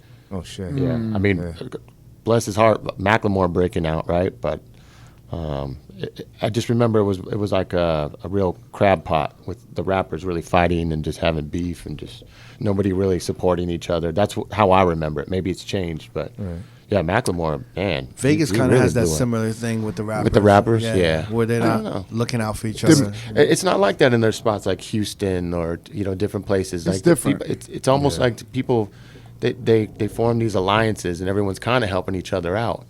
I think it doesn't happen in cities that have had the one come out. Does that make sense? Yeah. Like you had Uncle Luke in Miami, right? 2 Live Crew. Mm-hmm. Yeah. Sure. You have like all the OGs in New York. You have all of these number ones in Vegas that hasn't had that one dude that popped off. Yeah. Who set the tone for shit, Right. And everyone wants to be the number one. They're not going to be like, well, you be number one. And then I'll follow And I'll after just you. come out through, or I hope you be number one, and then I'll. Yeah. No, they're not going to do that. So for Seattle, it's been Sir Mix-a-Lot, and then there was this huge gap. Then there's Macklemore, and then Yeah. as far as hip hop goes, I mean, Damn, I that's forgot Sir really Mix-a-Lot it. was Yeah, from Sir Seattle. Mix-a-Lot Yeah, was Sir from- Mix-a-Lot. I didn't even know he was from Seattle. Yeah. Everything else is like it was so overshadowed with grunge, Yeah. Did Macklemore ever go to like Yo Son and shit like that? Oh to yeah, perform. Yeah. Oh, that's- Macklemore was that guy that would show up at your gig and try to get on the mic, and you're like, "Nah, get out of here." I mean, he's dope, but it was Yeah. like not appropriate. Like you can't be on the mic right now, man. Come on, like I'm in the middle Yeah. of a gig. Like not a good time for you to But jump at on. that time, was he just like kind of the annoying kid? Like he yo, was just he was like- an underground rapper that was very talented. I mean, he still is very talented. If you listen to him, like he's coming from like a real MC, background. Like he's a dope MC. I like the Heist album was fucking dope as fuck. He's dope. Yeah. He's dope. And he would rock parties. He would rock crowds, and he would have people turn out even early on. Like he'd sell out the showbox. You're like, "The fuck is this guy? Like really? The guy that was at the bar the other day trying to get on?" Like it's like he's been putting in work. Like he's That's got crazy. incredible work ethic. And Ryan Lewis. I didn't know this till not that long ago, but my boy Supreme had put me onto it. He's like, "Remember that guy that used to come to the to Bella's and used to take pictures?" Like, no. Like, who? He's like, "Yo, the photographer is Ryan Lewis." Wow. Like, shut up. He's like, "Yeah, he used to just come around and take pictures at the club, $50 or $100 or whatever, and then he'd go work on beats." And that's Ryan Lewis. I'm like, oh shit, Damn. okay, cool. That's Yeah. crazy. Hey, so when Yo Son ended, right? Everyone was bummed. Like Seattle was bummed, right? I think so, yeah. And then so when you started the 2080, people were like, "Oh shit, Yeah, it's like back." the new chapter. Like, Yeah, I was okay. like, "Yo, it's popping again, right?" Because I had left by then. Like I was already out. Oh, And I okay. said, look, I'll be a part of this. I have the CD, so this will give people kind of an idea of what to expect. So you would fly back? and then I would fly back to do the parties. So I'd fly back probably twice a month and do the party. That's the only thing I would do in Seattle. And then I would come back down here. So, and Zach would hold it down. Like, Immediately when you relaunched this party, everyone was receptive. They're like, "Oh shit, it's back." kind of yes and no. Like it still took. Or you think there was a generational gap? Yeah, a little bit. A little bit. A little bit of a generational gap, but then also it's like you're going to get people that are going to come in and, "Hey, can you teach me how to Dougie?" You know what I mean? You're like, "No." So they're pissed off. So there was still that growing period where people are at a nightclub, they're going to expect you to play certain stuff. They didn't So get it. You still had to teach them. You have to, like, we don't re-educate, play yeah. that. Yeah, You so have you to had to re-educate redo a new it. crowd. And as long as we stuck to our guns, that's how we got a really great crowd. Right. Was just to always be consistent, no matter what. You don't break from the brand in any way. It's like clothing, right? It's like you guys, like you ain't gonna come out with like some whacked out shit. It has to fall within what you guys are already doing. Mm-hmm. So we would get a lot of complaints and people were pissed off, and we're like, okay, cool, kick rocks, it's all good.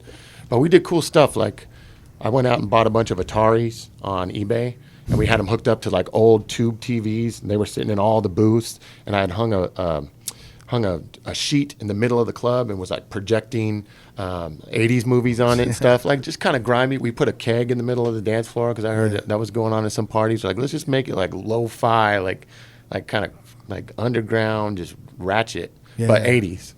And the only rule was it had to have some sort of 80s in it, right? It could either be 80s a cappella, 80s instrumental. It could be a cover of an 80s song. That was the only stipulation. So anything else was like all good, right? Anything. That sounds hard, difficult. Very.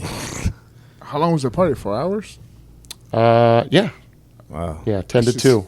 So then it built and it Built it up. didn't We get- started did it- bringing guys in like Fashion, Steve Wonder, all those guys. Did it get as big as the Yo Son? At one point, I think it was pretty popular. It wasn't as big as Yo Son. Yo Son was like, I feel like it was transformational. This was like a good party. This was, you know what I mean? But the closing party was Steve Aoki. This was like when Steve was still just getting out of, doing like open format. And what decided games. y'all to just end the party? Ended on a high note. Ended like, it ran for 2 years. He did the 2-year anniversary, and then that was it. Just were y'all just like, I'm busy, you're busy, Mm-hmm. this is getting a little too crazy, let's just end it? Yep. You never... Zach is dope, though, man. Let me just put that out there. Yo, this cat. I fly back, and, he'd always have something new. Like, he'd just bringing something new to the table and just killing it. Just absolutely crushing it. Even, like, with the 80s shit, especially, like, really dope. Yeah. That's dope. Yeah, it was, like really inspirational. I remember you telling me, like, yo, you got to check this party I'm doing and stuff like that. And I just never made it out there. But I always wanted to go. Did we try and book you? I think we tried to book you. I think you tried, but it just didn't work out somehow. Yeah. But it's all good. No, I remember the CDs, and it was like a big deal, and it was everywhere and shit like that. So by that time you were in Las Vegas and stuff like that. You never thought of doing a night out here like that, a party like that? No, it's very intimidating out here for me. Like I was like a fish out of water, Up there, it's like, I don't know. I just had grown up with the scene and knew kind of a lot of people out here. I don't really know people like that. Though. Yeah, it's a little different. Like if you were gonna do it, it'd have to be like a Commonwealth or something. You know, downtown, like downtown. Sure. Downtown, it would work. But I don't even know if it would work out here. Probably not. Maybe not now. Maybe. Yeah, I don't know. I feel like it could, but like you said, you'd have to school them. Like it'd have to be like a consistent thing where you had to like kind of like reteach what you're gonna be, what your brand's gonna be, and people have to be receptive. Maybe there may be something like Beauty Bar or something like that if they were willing to like start it from the ground up. You know what I mean? That's the only way I could see it happening. But yeah, I just felt kind of like a fish out of water out here. I mean, I know you guys. I know some different people in Vegas, but it wasn't like back home. It's like you being back home. It's just different. Mm-hmm. So. Just never tried to start or promote anything out here. Yeah, I mean, even Neva and I we've tried to do like, I think we had like a backspin party in like a side room at Jet. We would have like old school joints. We would have like everything, but it's also the way motherfuckers market shit out here. They market it like, yo, this is like, old school hip hop night, and you're just like, yo, you don't want to limit it to.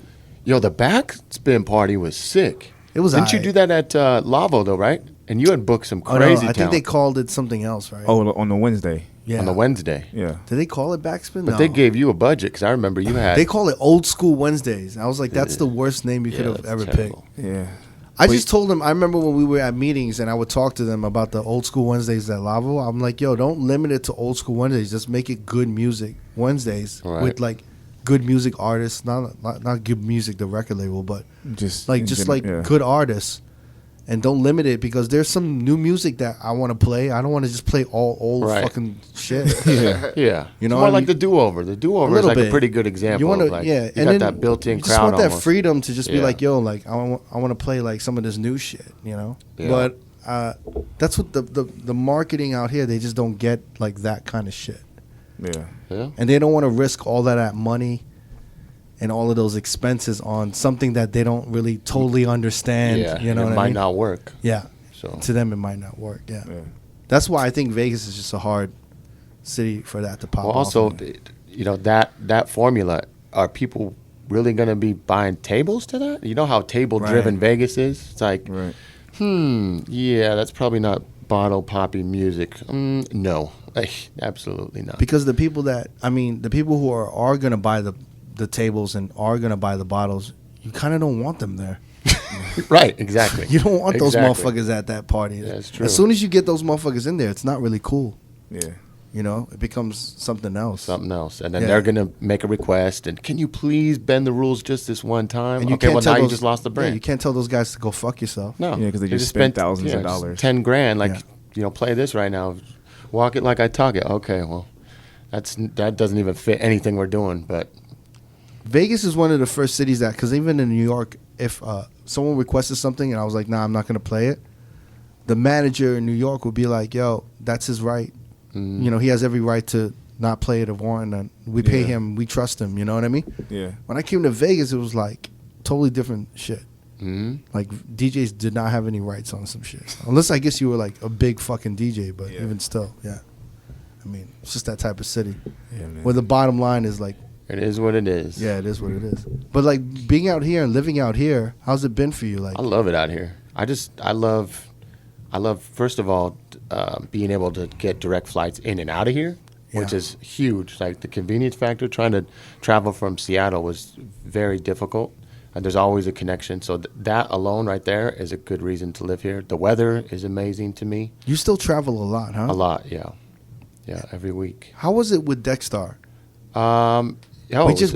We just had Fashion here. Oh, right. And he said that it was incredible. It was great. It was an incredible experience. And he was speaking about towards the end, obviously, you know, rest in peace. And it just got a little like weird and messy, or it was like unorganized and stuff. Yeah, it was a little. He was just saying how the company was changing, and they were like charging people retainers. They were starting to do stuff, where they would charge people to be on. Like it wasn't even, let me get you a gig and then commission it. It was like straight up, you're going to pay for us to represent you, even if we don't get you gigs or not. It's like, whoa, these little retainer things, that's not how it should be set up. It's almost like a licensing, like you're licensing the management company on your name, And that was kind of weird. That was getting awkward, and then.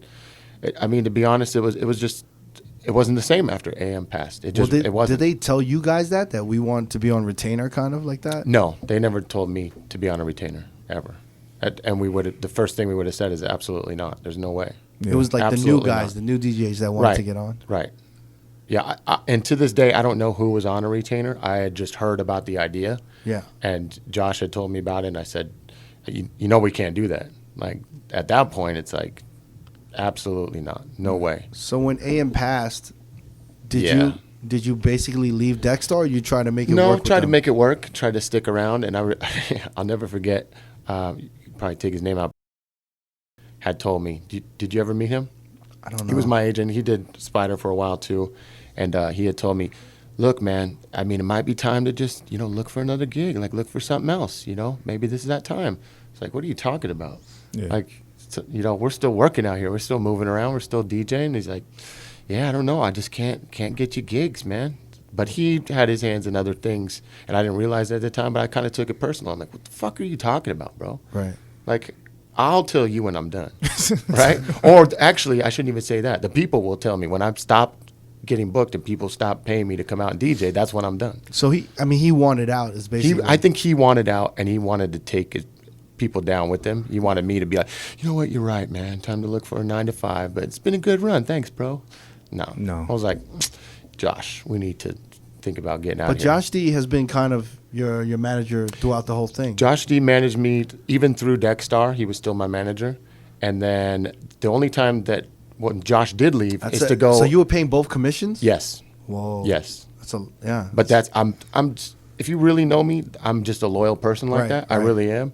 And there's no way that I'm going to cut my boy out just because this is coming along. We're going to make it work. We might have to charge a little bit more, and then you guys can get your commission, and then Josh can get his. It's kind of like a dream, though, to have an agency, a booking agency, and a manager, which is how actors are. Right. And then your manager always has your best interest in mind, even with the agency. Right. Like he would negotiate things with them, where other people, if you didn't have the luxury of having a manager, they're talking directly, and they can almost kind of strong arm you. Josh is like, fuck that, no. Right. Like you're not strong arming anything. Like even if we dip out of here, like he's still gonna have somebody. Like I'm gonna be all good, still grinding. Mm-hmm. So, yeah, that was. I think we were around for maybe 6 to 9 months after AM had passed, and it just happened very quickly, as you can imagine. Like as far as being unorganized, or maybe even the just the lack of interest. You know what I mean? Right. So it was like, hey, we got to keep the show rolling. The only time Josh stopped managing me was when he went to go tour manage Tiesto. I was like, oh man, you got to take that. Like you got to go do that. Yeah. It's like, yeah, I'm going on the world tour with Tiesto. I'm like, okay. Yeah, so we're still boys, but yeah, I can tell you though, man, this is kind of a funny story. He might get mad because I told you, but he was out in Ibiza living with Tiesto, and they were, Anyways. You can edit it out, but you can say it. Okay, I'll tell you. But so he's living out there, and they're just getting hammered and listening to one of the mix CDs, this Epic Shine mix CD. And he was in a room full of a bunch of DJs, and one of the DJs had heard it. He's like, "Yo, who did that mix?" He's like, "Yo, my boy back in Las Vegas." He's like, "Man, it's crazy how he's taking house music and mixing it so fast, like it's hip hop. Because I'm juggling on it, I'm scratching and everything." He's like, "Yo, do you think that your boy could do a mix for me?" He's like, "I guess." And this is like a big house. This DJ? is a huge, massive, relevant, still relevant, huge house DJ. If I said the name, you'd be like, "Okay, yeah." Say it's say the name and I'll bleep it. Say the name and I'll I'm not bleep even gonna say the name. It's big enough to where everybody knows who that person is. Yeah. Damn. Everybody. So he goes, "Yo, can your boy do it?" He's like, "I think so." So he hits me up. He's like, "Hey, I was wondering if you could mix something just like you did the Epic Shine mix." I'm like, "Yeah, sure. I mean, what's it for?" He's like, "Yo, he's got this festival coming up, and he's got kind of like a smaller time slot, and we need to fit in." I think it was about 30 minutes, actually. Uh-huh. So he's like, "Can you do this mix for him? We need it like by the end of the week." He's like, "Cool." He goes, he's going to send you the music. He's going to tell you which song to play first, which song to play last, and then you just do your thing in the middle. So, boom, boom, boom, put it together, send it back over. He's like, "Perfect, it's all good." Lo and behold, after that week, go on YouTube after the gig had happened and everything, and there was dude. He's just up there, just killing it. You heard twisting knobs, jumping around, and it was the exact set, like not changed, nothing. It wasn't like the idea, like, "Oh yeah, let me put those songs and I'll mix them, remix them, whatever." It was all. But it was 100% pre-mixed. 100%. It was your mix. It was me for sure, 100%. And my question is, when the house DJ was pretending to DJ it, yes. was it kind of on point? Oh, are you kidding me? Would he move the fader? Moving the fader, checking the earphones, twisting knobs at the right times. Absolutely. Wow. No question. You would never in a million years. If you be didn't able to know, guess it. you would have thought. Never. Nobody knows. Nobody knows. Did you get a check? Nope. I didn't get a check. You know why? He asked if I wanted a check or what do you want? I said, nothing. Just when the time comes, like, it's all good, right? He's like, yep. So I was like, yo, I would rather be like in his good graces than, give me some money. You know what I mean? It's not that big of a deal. Wow. We got to put this, but you got to just you bleep got out to really his name. chop the, yeah. You just got to bleep out his name. Damn. And then it makes me wonder, like, how many guys, because we all know that people, they produce sets, right? Okay, right. That's pretty common. But how many guys just have teams making sets for dudes in the clubs or festivals or whatever, and they're just standing there as actors, Yeah. And they're getting paid fucking. Oh my god! But the ridiculous the amount. crazy shit is this though. If you were like, how many people were in that festival? That one, 300, at least 300,000 people. I mean, you kind of don't want to fuck up. You don't want to fuck up, Yeah. absolutely. And so I've heard you guys on the podcast talk about CDJs versus turntables all the time. Yeah. Yeah. You can't afford to fuck up on certain things. So yeah, the turntable CDJ debate. There you go, right there. You just proved it. Like, you got to use CDJs in certain circumstances. See, you have CDJs to me would be a liability. I would have more control with a turntable. Yeah.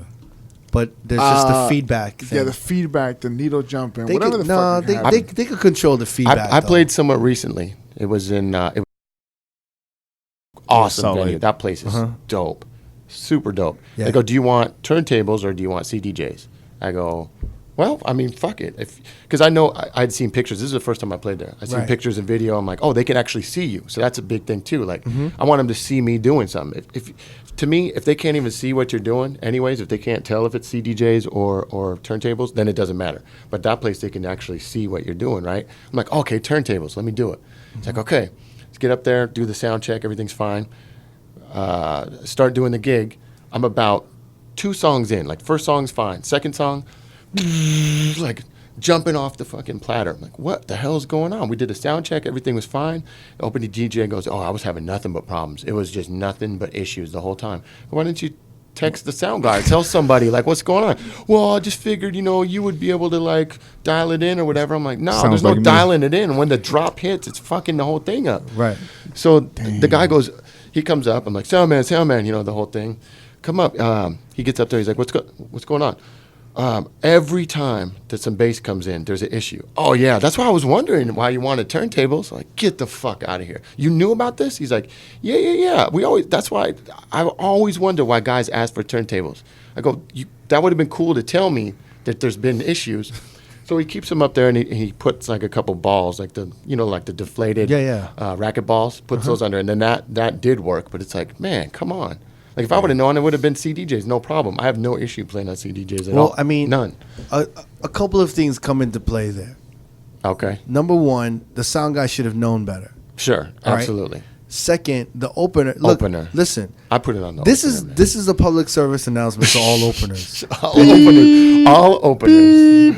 Beep. Listen, if you are opening, you are responsible for the equipment and letting the sound guy know if the equipment is fucked up. Right. You are the first person there. You cannot do that shit where it's like, I'm only opening for an hour. I could deal with it. Fuck the headliner. I'm not even going to warn him. It's totally different when you're starting a room and there's nobody in the room and you can kind of condition. And you could really shut the music off and fix it at that point. And you can fix it. Yeah. As opposed to when there's a packed room and there's a lot of pressure, and then you're like, wait, this equipment's not working? Like, what the fuck's going on? Right. So how did it get through two different things? One, the sound guy first, and then two, the opener. But, it's all good. The easy way to say is that they're fucking morons. But I've had friends of mine, like Darren over here, who opened for me and didn't say, like, oh, yeah, that CDJ's fucked up. Yeah. Oh, true. Right. Anytime I've opened, it's been like, hey, look out, because this is messed up. Or do this. Like, the left turntable, like the pitch control is a little bit off. Be careful on that. You know what I mean? Other than that, everything's cool. Like, have fun tonight. You know? Yeah. Yo, you're on 2 and you're on 3. And, like, everything's been working. Yo, this turntable's a little weird. Like, this whatever. Yep. And this motherfucker. you did him dirty? You did him dirty? Dude, wait till you listen to the Eddie McDonald podcast. Oh, my God. I honestly think it's a different. Like, when you were coming up, and maybe when I was coming up, there weren't as many DJs. And absolutely not. You already had an immediate respect when someone was opening for you, and you had immediate respect when you were opening for somebody. Right. Because you just were like, yo, like, this is my job, and not a lot of motherfuckers can get paid to do this. And if you're at a level where we're DJing together, like, you must have paid some dues, and, like, you earned your stripes. Yeah. And I don't know where, like, honestly, like, I've had times when I've come up and the opener is just like, I'm like, yo, I'm ready.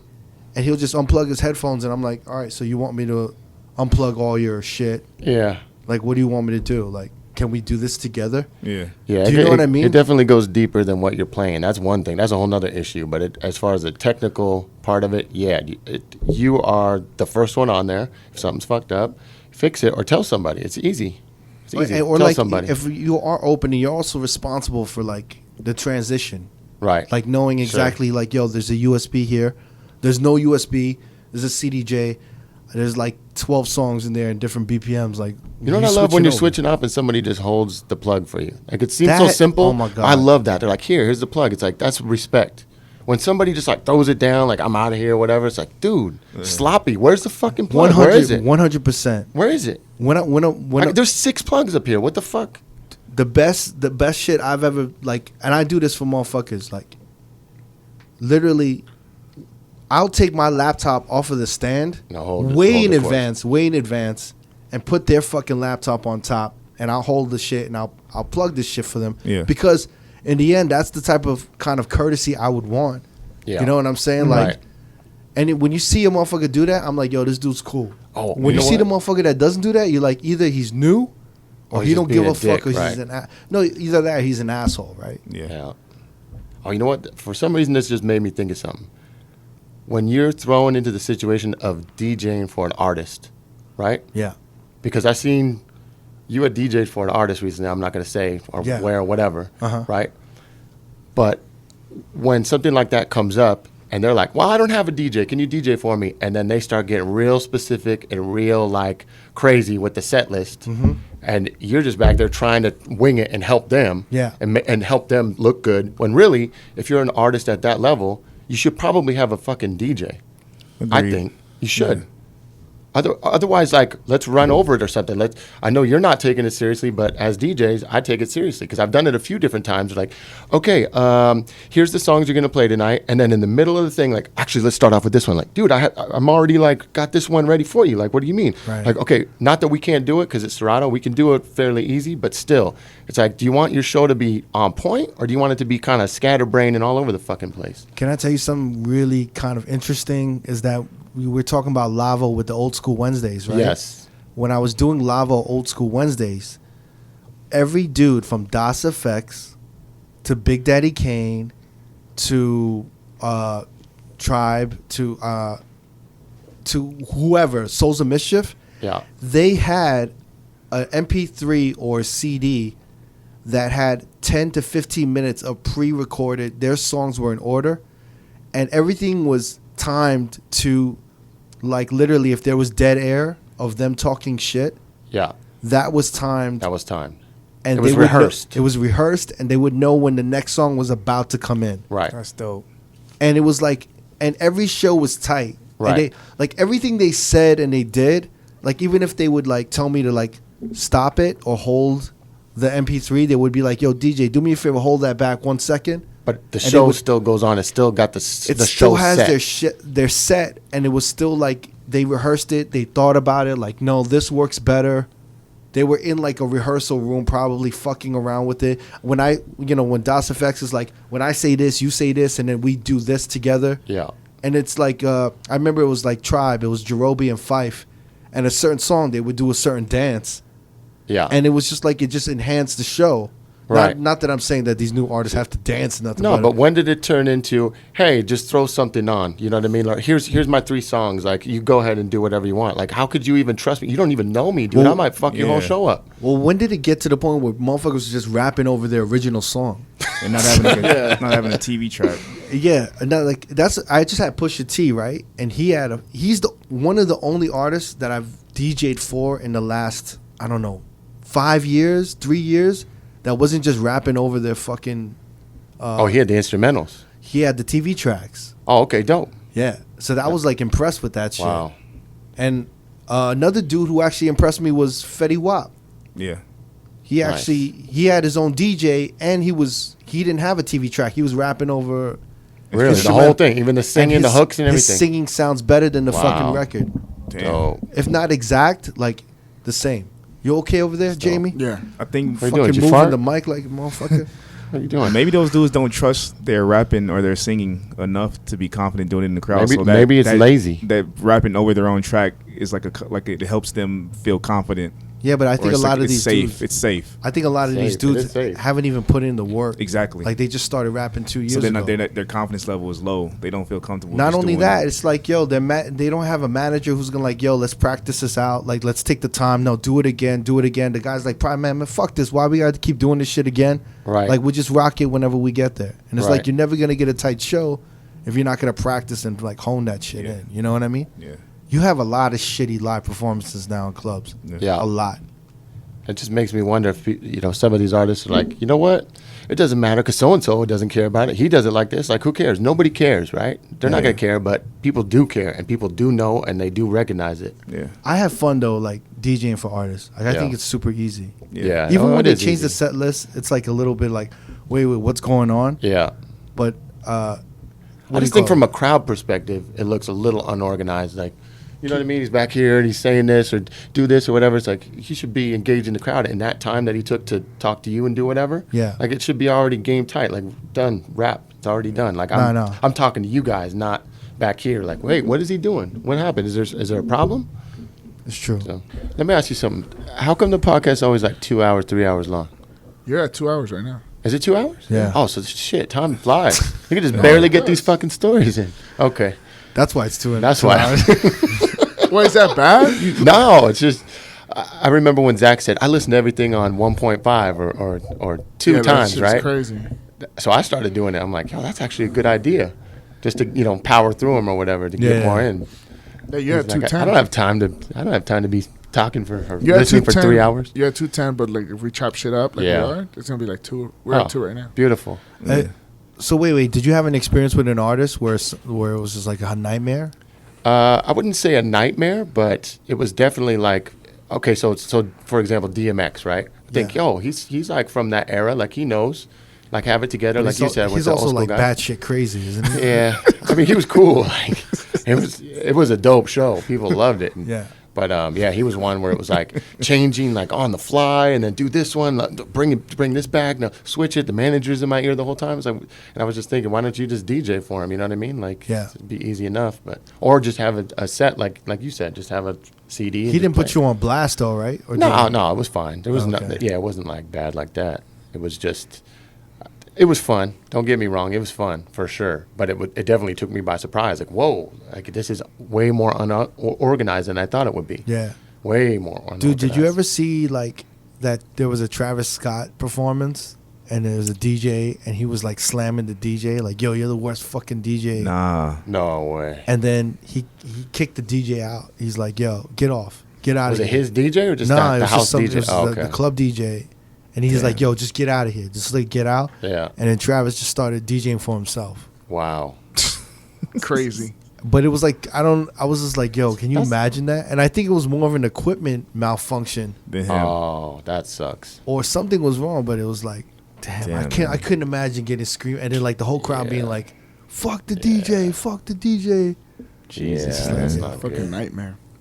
I just think it's like unprofessional for like the artist to ever do that. Yeah, to throw the DJ under the bus, especially if it's not the DJ. If it's on some sound man shit or whatever, like, come on. Like, it's always the DJ. Like you said, at that level, an artist should have a DJ. Yeah, a DJ or a set, and you just plug this in. Here's the USB. Push play. Here's my set. Why wouldn't you prep that? Like we could make that in like 10 minutes in the hotel. Like that's easy, easy. And just time the brackets of. Yeah. Whatever when you're gonna talk shit, and then have like a little like jigger like to let you know when it's about to come in. Another way to think about it, like, do you really want some random guy from the club in the background while you're performing? That's another thing to think about. Like, you got all these pictures of you performing and everything, and here's like DJs. I don't even know DJ scene. There he is in the background, like, hanging out, DJing for me. Like, who the fuck is this guy? No, that's definitely just seems a little unorganized. That's all. DMX, that must have been dope. That was fun.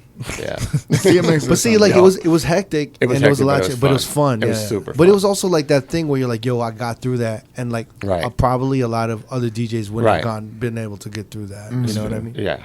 No, absolutely. It's not the end of the world. We're not saving lives, right? We're not doctors. We're not, over we're here. Saving weeks. We're playing music in the nightclub. But it's a show, It's like still, and your be name's professional. There. You just want to.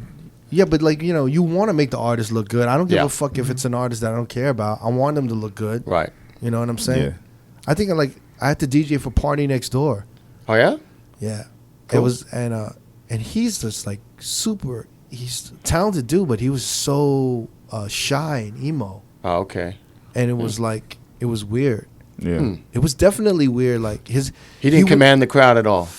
No, he just seemed like he had to be there, and he didn't want to really do the live performance. Probably did have to be there. Yeah. It's probably a label his thing. His manager was even like, when he wanted me to cut a song out, he would like signal his manager, and his manager would like tell me to cut it off. Or like scratch his head. It's like baseball and shit. Okay. We did this thing where like, no, he did it like, I don't know, like it's the Family Feud or like a game show. It's like pass. Yeah. Oh. Like, yeah. Pass. Actually, he kept doing pass whenever Drake's verse would come up. Oh, okay. I kind of thought, and it was at the time, I kind of thought he was a little jealous, or he was a little like salty that everyone says that Drake put him on. Didn't Drake put him on, kind of, in a way? Remember when he was like, I'm not signing to OVO, or he's like, I'm doing my own thing, or some shit like that? He was a little salty. That was around the work song. Yeah. Okay. So I think he was just writing a lot of shit for Drake, and then everyone just saw him as like in Drake's shadow. Yeah. And then I think he probably wrote a lot of those songs. Oh, okay. And I think he was just like, when he was performing and I was like DJing for him, I think like obviously he would be starting out the song, and then Drake would just start coming in, and he'd be like past that. He'd be like, and I'd have to like, and then he wouldn't talk anything, and he'd be like, oh, weird. And then it would just be silent, and I'd be like, and then the manager's just like, just play the next one, and I'd play it. Damn. But so little changes like that could have made that so tight and just looked Yeah, I don't know, Way just better. like a superstar. But Like the guy's a star. But like I actually really like Party Next Door. So Yeah, I I like his have music. the work song, but his version where he's singing it. Oh. And I showed it to his manager. He's like, "Oh shit, you got that?" He's like, "How'd you Nice. get that?" And I'm like, "Yo, I was looking for it. I was hoping he could do it." He's like, "Yo, let's have him do it and shit." So he actually did Nice. it, which was dope. But it was just really fucking weird, man. And then Yeah. you're like, manager's like, "Yo, after this, I think Party wants to say a couple things." I was like, Okay. "Okay, dope." And he was just like, Hey Yo. guys. he just said like, Hey guys, it's a long night. "Yo, man, Las Thanks for Vegas, rocking with me with my emo ass. Las Vegas, thank you for having me." And that was it. And I Sin thought he was City. gonna say more. He Shut was up. he was just like, "Las Vegas, thank you for having me." And I was like waiting, and the manager's like, "Yeah, play the next one." I was like, "Damn, this motherfucker doesn't say shit." Play it next time. Oh, boy. You could tell he was like that studio genius though, Yeah. just making dope songs in the studio. I don't know, His personality lacks. huh? Yeah, his I personality don't even know lacks. his personality. I just think it's that confidence of like, yo, you got to keep going in front of a crowd to really know how to. just to get it. To rock a To crowd, rock to a crowd. entertain Yeah. people. You've got to have embarrassing moments, and you've got to suck. You've got to fail, Yeah. and you've got to just keep doing it. You know what I'm saying? And then that's how you get good, where you can just like go on stage and do whatever the fuck you want. You know? Yeah. Yeah. I mean, It's I no just- different from DJing, from what we do. We gotta like get up in front of people and suck. I think that might be the thing with some of the newer generation of rappers is that they don't want to be even put in that position Right. where they want to And- show any weakness or Right. Or struggle. acknowledge any And weakness. the song's blowing up. You're at a certain level of fame, right? But then you go to perform live and you're doing something like that. You're not a Yeah. good performer. It does show weakness. It does. Yeah. So, yeah, you're but probably right. It's another statement of it's another thing of the SoundCloud rapper who like, yo, I've been rapping for 8 months and I got a song that bubbled, and I've never been in front of a crowd before. Yeah. And I don't even know how a mic works. I don't know how a real live show works. You know, how like far you have to hold the mic away from. Your well, like mouth. how many of these 18 or 20-year-olds, how many fucking shows have they seen? Like how many times have they gotten their mind blown by a performance? You know Right. what I mean? Yeah. So it's just like, And there's not really much shows like that, concerts to be mind blown from. Do you guys Now. ever get intimidated by the mic, like mic work? Or not? Just Yeah. always Yeah. good? All the time. It took me a while. For years, I did not use the mic at all. Like, not at all. And then I started thinking of it like another element to DJ. Like, this is something that can enhance my show and, like, be a little bit more interactive. Like, watching guys, especially like Z-Trip or whatever, like, he really works that mic. And the show wouldn't be the same if he wasn't kind of, like, taking you through the journey on the mic and, like, Right. explaining stuff and talking about things. Like, it really, like, well, gives that how does personality. Z-Trip do it? You've seen Z-Trip No, or I've no? never seen Dude, him. he's dope. Like, first of all, he moves all over the place, like straight up, like open format. But it's like he's telling a story. Like he's constantly like checking in and talking, like, "Hi, you guys feeling good tonight?" You know what I mean? Like Yeah, shit yeah. like that. Or like, hey, he might stop the music and just tell a little story. Like, hey, we're gonna get into something like this. This is one of the first records that I really appreciated as a hip hop fan. Let's get into some Public Enemy. Just like kind of easing it Narrating. along, like narrating it. Yeah, and you're like, oh shit, this just feels like something bigger. Right. Z Trip is Morgan Freeman of DJs. That's what he is. He's dope, man. He's dope. I think He kills it. I think nowadays I think it's actually pretty hard to keep the crowd like attentive, Right. Yeah. and like Absolutely. you need to be on the mic to just get their attention. Yep. Because I think back in the day, I think like in the early 2000s, you definitely didn't need to be on the mic. I was never on the mic ever. Now, never on the mic. Now it's Was like, it like you recently have to. you got on the mic? I would say within the last 5 well, years? no, just being out in Vegas, so 10 years. Okay. Yeah, so over half of my career, no mic at all, none, like zero, like afraid to be on the mic, But I like don't- other DJs like AM, More Fashion, they were never really on the mic, were they? No, not AM. It was like, yo, let my music, my talent be the one talking to He them. might have checked in and said, hey, what's going on or whatever, but the couple times I'd played with him in Seattle, he didn't talk really at all. It wasn't that type of show, it was like let the music speak for itself. Even Jazzy Jeff, same way, right? It's like, Yeah. let the music speak Yeah, for yeah, itself. yeah. And then he he's- has somebody else He had doing. skills. He had right. your boy skills. Right. coming Boy out. skills. Yo, he's DJing now too. He's going to hate me. He's, oh, yeah, you were that motherfucker. Mr. Made You Look. That's Yeah. right. Mr. Yeah. Made you look. That's crazy. That's dope. You can't say that. No, but I think it definitely like Like the microphone is like, if you don't have it right now, especially I feel like everyone's kind of playing the same shit. Yeah. Even more so nowadays. Yeah. Yeah. Like you have to separate yourself somehow and just play the shit, because people are becoming like, they're just kind of like, oh, you playing this shit? Of course. Right. I feel like it's becoming predictable for a lot of the crowd nowadays, sure. man. Is it a East Coast kind of thing for people like DJs be on the mic more so? East Coast, Because I would say the East Coast thing of the mic is just transcended essential. from hip hop. Yeah. So like Yeah. the whole like, 'Cause West get Coast your only. hands, everybody, and everybody just clap Yeah. their hands. Let's do it like this. The DJ goes zigga zigga bow, like Yeah. that. Yeah. But it's obviously like the way I do the mic is not how a West Coast dude does the mic. No, you like you even speak Spanish sometimes. no, yeah, but no, but like a New York, there's some New York DJs, like the New York DJs that I know, they have a shtick for every song. Mm-hmm. Right. So there's like I remember setup. It's a there was a setup for DJ like everything. Kid Capri would play a certain song, and he'd be like, "Yo, you sleeping with Kid Capri tonight?" And then the lyric would keep going, and Yeah. it's gonna be all right with me. And Yeah. he would just be singing along to the record. Yes. Yeah. And he'd be like, it would be like a whole shtick or like a whole thing with that. Yeah. When I think some of the West Coast dudes I've seen, they just kind of be like, yo, like get your fucking hands up, Yeah. or like how you feeling out there. Yeah. But like I'm very much like, oh, like if I'm playing God's Plan, I'm like, okay, there's certain parts where I'm gonna say certain things. Yeah. Especially like when God's Plan goes into like the no drum. Yeah. He's like, bad things. There's a lot of bad things. It's kind of the energy dies. Yeah. Yeah. So you just gotta kind of say like, what can I say on the mic to just keep everyone Yeah. like drawn in? Like, yo, who's with your best friend right now?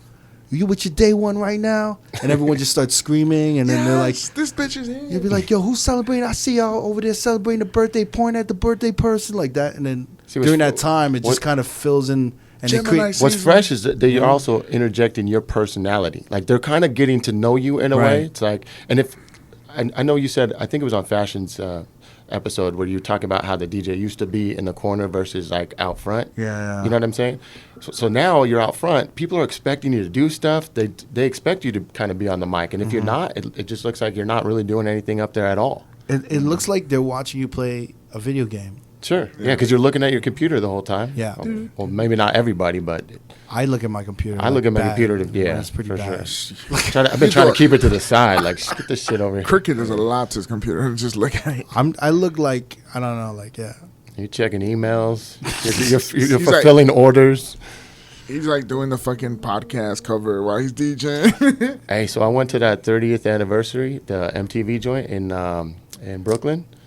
Oh, wait, I didn't even know man. about that. Yeah, they Yeah. just did the 30th MTV, Yo MTV Raps 30th Oh, shit, anniversary. really? Yo, Kid Capri, though. Still has You want it? to talk about mic work?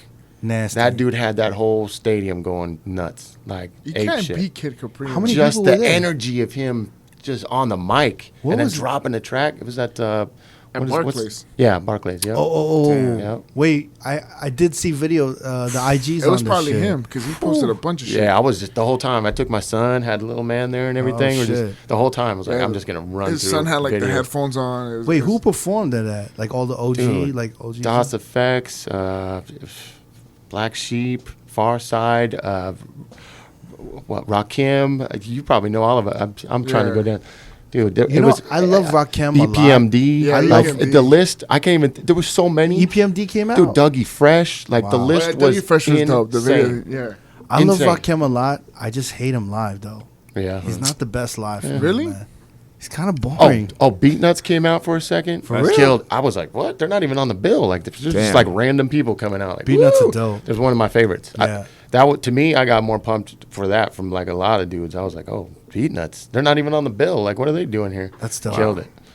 Damn. Good So job. Kid Capri was just killing it. Killed it. He is one of the greatest ever, if not the greatest mic work and DJ ever. Like he is the dude. Damn, the list is crazy. I'm The looking list at is it right now. crazy. Big Daddy Kane, Juice Crew, Eric B, Rakim, Dougie Fresh, KRS-One, Boogie Down Productions, Yo, Onyx, EPMD, Flavor Flav. Fuck, and that's not even like that's like That's three. crazy. That's like there's three. there's so yeah. many. I was having a brain fart. Like it was just Nice every- and smooth. it was- Grandmaster LML, Scorpio Fierce 5, Kid Capri, DJ Scribble, Red Alert, Chuck Chill Out, the Fat Five Freddy, Ed Lover. Okay. That just goes on. I can't stand it when Jamie reads. Yeah. I don't know what it is. Black Sheep. That shit's crazy. It says it's a tour, but it only says Barclay. That's fuck. That's what I was seeing all those videos of. Yeah. Oh, okay. But I never even heard that shit was happening. It's crazy. Really? Yeah. Did you fly out there for that? No, I had a okay. gig, but then I went in a day early to go to that. So I was like, if I'm gonna be out here, took the little guy. That was his first concert. It's like, yep, let's do it. Does he know a lot of the old school shit? Your son? No. How old is he? 4. 4. But so I gave him like some earmuff headphones, so it wasn't blasting out his eardrums, and he was good. Was he enjoying it? Yeah, he loved it. Really? Oh yeah, Yeah. He liked Dougie Fresh. You know, with the The beatboxing. beatbox? Yeah, and Yeah. they got the camera on him, so you can really see him. Yeah, he was bugging out. He loved it. I'm telling you, when I look at DJs and their kids, I think they're doing a kid a disservice if their kids don't know about music. Yeah. Like, Well, at a certain age, yeah, because then you could start realizing what's going on. gotta At 3 get- or 4, they don't know. You could tell them whatever. nah, they should know about. You know what he actually? I shouldn't say that. You know what he does know is Justin Timberlake. I got this feeling. Yeah, my inside niece my on the bones. troll shit. Yeah, the troll shit is Dude, popping the for little troll kids. shit. They love that. She be singing that shit. She had a little microphone. Who's Like, she? know it. Who's she? My niece. My little Okay. niece. And then his other Never a shit. backstory with Jamie. No, I said niece. I said my niece is jamming onto the troll. He's like she. Like, Man, wait a she be second. jamming. Who the fuck is she? I said my niece. But yeah. And the only other one that he really knows that he asked me for is My Mama Called. I'm like, what is My Mama Called? Seen you on TV, something. I was like, oh shit, how do you know that? Wait, what song is this? Fucking Post Malone. Yeah. Oh. Congratulations. Oh, Oh, wow. Yeah. I didn't even know that was the lyric. Yep. I thought it was I'm on a call. My mama called. I didn't know my mama called. That's why a little kid knows it. My mama called. Seen you on TV. Oh, I know what a TV is, and I have a mama. Dude, that's one funny. of Post Malone's albums. One of the few albums I was actually pretty impressed with. It's sick. Yeah, he's got some Yeah. really good records on It's that. good. That song Better Now. Yeah, That's Psycho. I don't like Psycho. I like Psycho. That I like YG Psycho. song. Better Now is really good though. Better Now is It's like happy. It's uplifting. Speaking Yeah. of Hall & Oates, that sounds like a Hall & Oates song. I Wow, didn't think I never that you thought were about that. better now. Oh, better yeah. now. I did you want to. I told that to Neva when I was listening to the album. He's like, "Man, you crazy? That don't sound like Hall & Oates." And I'm like, Kinda "Yo, does. listen to it." It Like a sounds new repetitive. version of And like, Hall yo, & if you Oates. change the beat to like a brown, like a 80s Yeah. vibe, it would have totally been a Hall & Oates Like some song. to guitar me. work.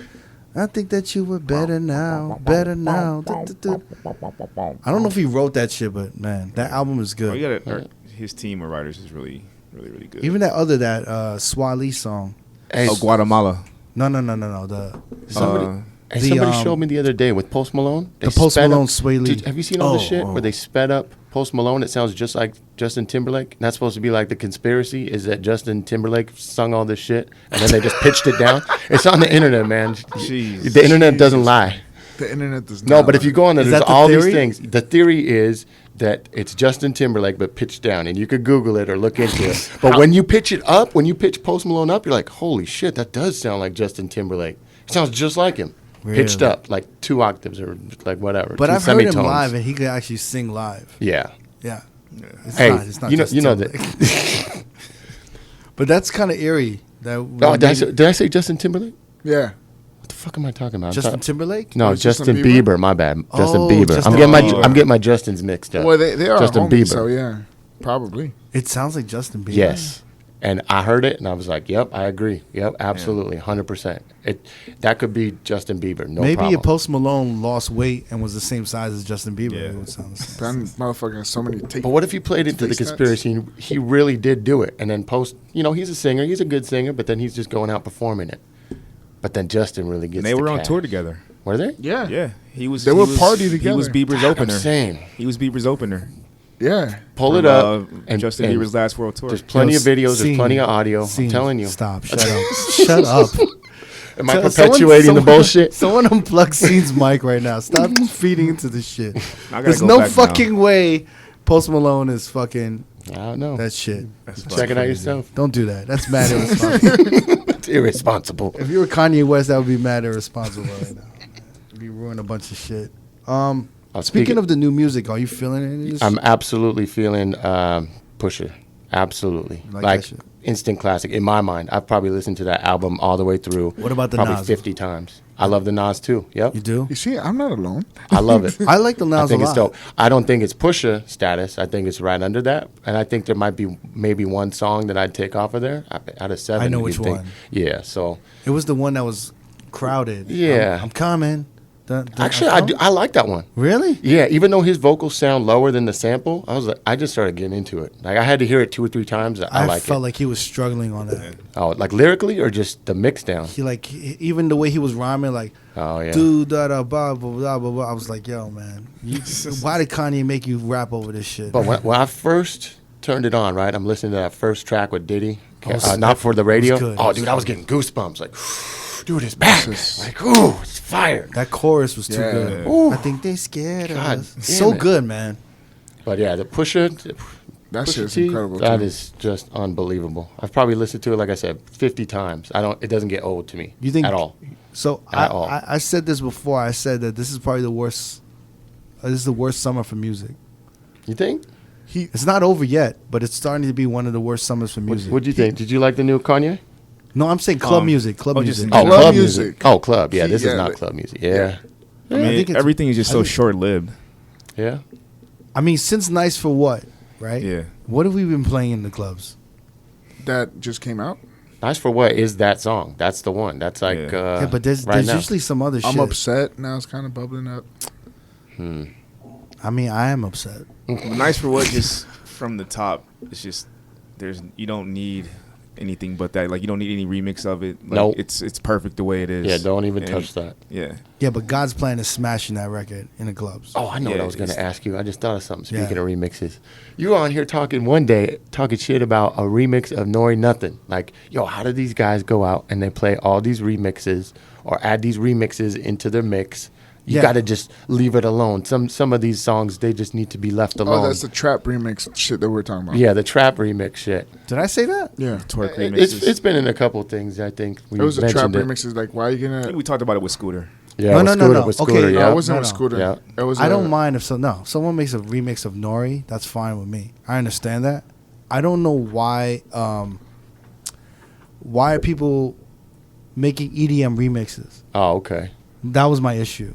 Like if you can make an EDM remix, why can't you make an original song? Right. Do you know what I mean? Yeah. Well, It just takes a little bit more work. yeah. I think, okay, so I wanted to address that or answer you myself. Yeah. I think there's certain rooms where you can't maybe play that record, right? Yeah. So you're going to have a version where you can play it in a totally different setting and get away with it. I get that. You know what I mean? Okay, well. I get it. I get it. I just don't understand the longevity of it because it's Oh, yeah. disposable. Right. So my thing is, if you have all that talent and you can make a song, Just make your own songs. make a song. Yeah. Like why you like if you're not an EDM DJ, why are you making EDM remixes? Right. Does that make sense? Yeah. Because it's like if my roots are hip hop, like for example, my mixtape, right? Yeah. There's I no mean- EDM in it. Well, I made a house. I made a house mix like 2011 like fucking 7 years ago. Christmas. Damn. I know that shit. I was a fan. But I didn't want I like the music, but it's not like I'm an EDM DJ. I DJ'd it in a way that I would DJ hip hop Right. or Yeah. whatever my roots are. But like if I was ever to produce and go into a studio and like work on some shit, I would make an R&B or a hip hop song or like an actual song. Like I wouldn't if I was gonna remix something, I would remix it that I think would make the song better. Right. I wouldn't just make an EDM remix so a big EDM DJ could play it and I could get more fame out of it, or like it doesn't make sense to me. I don't know. I don't think, at least speaking for myself, I don't think I'm going in the studio with the intent to make the song worse. I'm trying to make it usable, Right. you know, and in a different Your circumstance. re-edits are good though. Well, thank you. Yeah. Yeah. I think I'm there's sure a, some people are like, yo, they're trash. So it's all I subjective still anyways, you know? I still use your Hip Hop Hooray one a lot. Well, thank you. That's That was one of that mine. was actually an official. That was Yeah, an yeah. official joint that we did. They re-recorded the vocals. Oh, they did? Naughty by Nature recorded those vocals over again, and we released that as an official Yeah, that remix. shit, that actually is one of my favorites. I thank use. you. Yeah. see, I think like I honestly think like if you're gonna like I said, I want to see these DJs producing more, and I think that's the problem with music, Mm-hmm. is that DJs aren't like really producing music right now. I don't know. They're doing these remixes, and I don't know if there's a future for that. Like no one wants to hear that shit. Yeah. Like it serves its purpose in the club, but then what is it like? In a year and a half or 8 months? Yeah. I don't know. Yeah. That's just me, man. I think like seeing like if you came out with an original production, it would take a while. But I mean, but that's another thing too. Like I have an original record, right? Are you more apt to support that, or one that you play every night and you're like, yo, this is a little bit better version of the one that has a little bit more energy? Like, I don't think you should fuck with maybe God's Plan, but I'm saying there's plenty of records that are like, yo, this is just not hitting in the club. If it had a little something more, like it was remixed or whatever, then I would fuck with it. But for me, it's like that's easier to digest for a lot of people because that's like instant rotation. Like, oh, I could put that on the radio because we're already playing that record. I could put it in the club because we're already playing it. But if I give you a new record, like I have a record coming out with Mad Lion, a brand new one. It's just an original record. Right. Ooh. How do you slide that in? Like, how do you work that in? You know what I mean? Like, it's not as easy. It's a little bit more of a challenge. I see what you're saying, but I think it's also like Mad Lion is not really a relevant artist right now. He's not. So like what would be interesting is if you remixed an existing song and added Mad Lion to it. Right. Do you know what I'm saying? So if I remixed, I don't know, off the top of my head, like the new Ty Dolla $ign, right, with Jeremiah. Yeah. Mm-hmm. Let's have sex. Yeah. That one, that's already amazing as is. But if like, yo, let's do, since they're already on that 90s vibe, let me remix that beat. Yeah. Put a little Moombahton track on it. Yeah. And then let me get Mad Lion to do some ad-libs and then do like a quick chant or something in the middle of that. Then I could be like, yo, that was really original. And what it does is it starts sparking, you start, like you said, with consistency. Yeah. If you keep doing things like that, people start seeing you more as a producer and performing songs than just remixing or adding a drum or doing like a twerk thing. Do you know what I mean? Mm-hmm. But that's just my train of thought. What gets me is... But I do appreciate the motherfuckers who do re-edits because I just makes it so I don't have to do this. Re-edit. Yeah. You know what I'm saying? But what's up with dudes just playing all re-edits all night? Every song is a remix. Every song is a re-edit. Do you think crowds like that? I don't think they. But don't like you think that? during the mashup stage you like? I remember you would play a lot of mashups. Right, a lot of mashups, absolutely, but not 100% mashups. But with every 5 songs that you would play, 3 would be mashups and 2 would be regular. But wasn't that like the trend back then? That was the trend, yeah, absolutely. But just like when it went super EDM, I was playing 100% house music. Absolutely. So that's what I'm saying is that to me, when I hear people playing a lot of the edits and stuff, it just reminds me of the dudes that were playing horrible mashups. Right. Does that make sense? That they didn't understand. They couldn't tell the difference whether something was good or bad. They were just like, yo, just playing it. This hits hard. Right. It has a build up. Or back to your point, how you said nice for what is dope as is, right? Like how many dudes are like, yeah, I'm gonna play it once a remix comes out, then I'll play it. Like why can't you just take this right out the box? I've just seen a couple little dudes make comments like, really? oh yeah. Yeah, put them on blast. No, I'll bleep it. Once the remixes start popping, then that's when it's really gaining ground. That's when I'm gonna jump in on it. I'm like, dude, I just got this tonight and I'm playing it. Fuck that, like right now. Someone made a redrum of Taste Tiger. Yeah, how's it sound? That's a great record, by the way. It sounded a lot better than really. Certain songs needed like I couldn't play really like Redbone. You can't play. It was just in the club, but a redrum. Or just something to give it a little more pop. Right. For the club helps. You know what I mean? There's that one remix of SZA Weekend that I fucking love, and I try to play it. The 100 BPM one? The Funkadelic? It's something funk on Funk Daz or something. Yeah, that shit is fire. Kind of like, it sounds real jazzy. It's like a Calvin Harris I can slide. When I drop that, I can literally hear all the girls' coochies get wet. And then when the beat hits, I just hear like raindrops fall on the fucking dance floor. Mac and cheese being stirred. Yeah, exactly. That's all I hear. Mac and cheese stirred. Yeah. Like mushroom sizzling on the fucking skillet. We're getting out of fucking pocket now. Oh my god. What do you call it? Yeah. I mean, is there anything else you want to touch on? Pause. That was the first one of the show. You guys are pausing a lot. You guys AO a lot in the podcast, huh? That was the first one. I was holding back a couple AOs. That was the first one. I was surprised. I was ready for a bunch of. He said Kid Capri's good on the mic. I was like, oh, come on. He's like the best at mic work. I'm Yeah. like, word? Yo, we killed Fashion on his episode. Oh, I heard it. I love Fashion for just being a champ in that. This one dude was like, one of my homies was like, yo, I felt like you were like going extra hard on Fashion. Like you were breaking, pause. You were breaking his balls a little extra. You know what I mean? And I was like, yo, the homie though. That's been my dynamic with Fashion since day one. So I guess I didn't notice that, but yeah, I was just like. But that's your dynamic overall. You like. It depends. To give like people a hard time. Yeah. Oh, pause. Fuck. I mean, there's some dudes I like. I mean, Fashion is just. We just used to crack on each other all the time. But it's all jokes. I mean, with Scene, I mean, there's no liquor involved, so he can't smack the shit out of me right now. He slapped you twice in a night. Dude, you was a wild boy. You remember those times? I do. Yeah. I want to tell one story, man. This dude, it was at Light. Oh. Do I gotta bleep that? No. Okay. It was at Light. We might. We may have to take this out, but pause. We have a week to figure it out. But so this is at Light. And I wasn't there, but I heard stories of it because the lighting guy. Remember? Yes.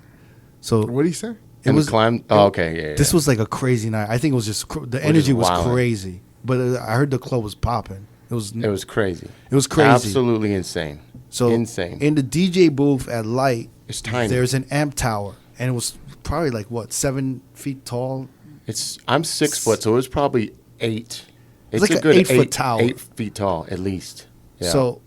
Scene climbs the tower or somehow gets to the top of the tower and starts and correct me at any point in this story. Well, he was pretty lit. And then, he was lit. And then he takes off his shirt and like swings it, and you were doing like surfing, like you were surfing the amp tower.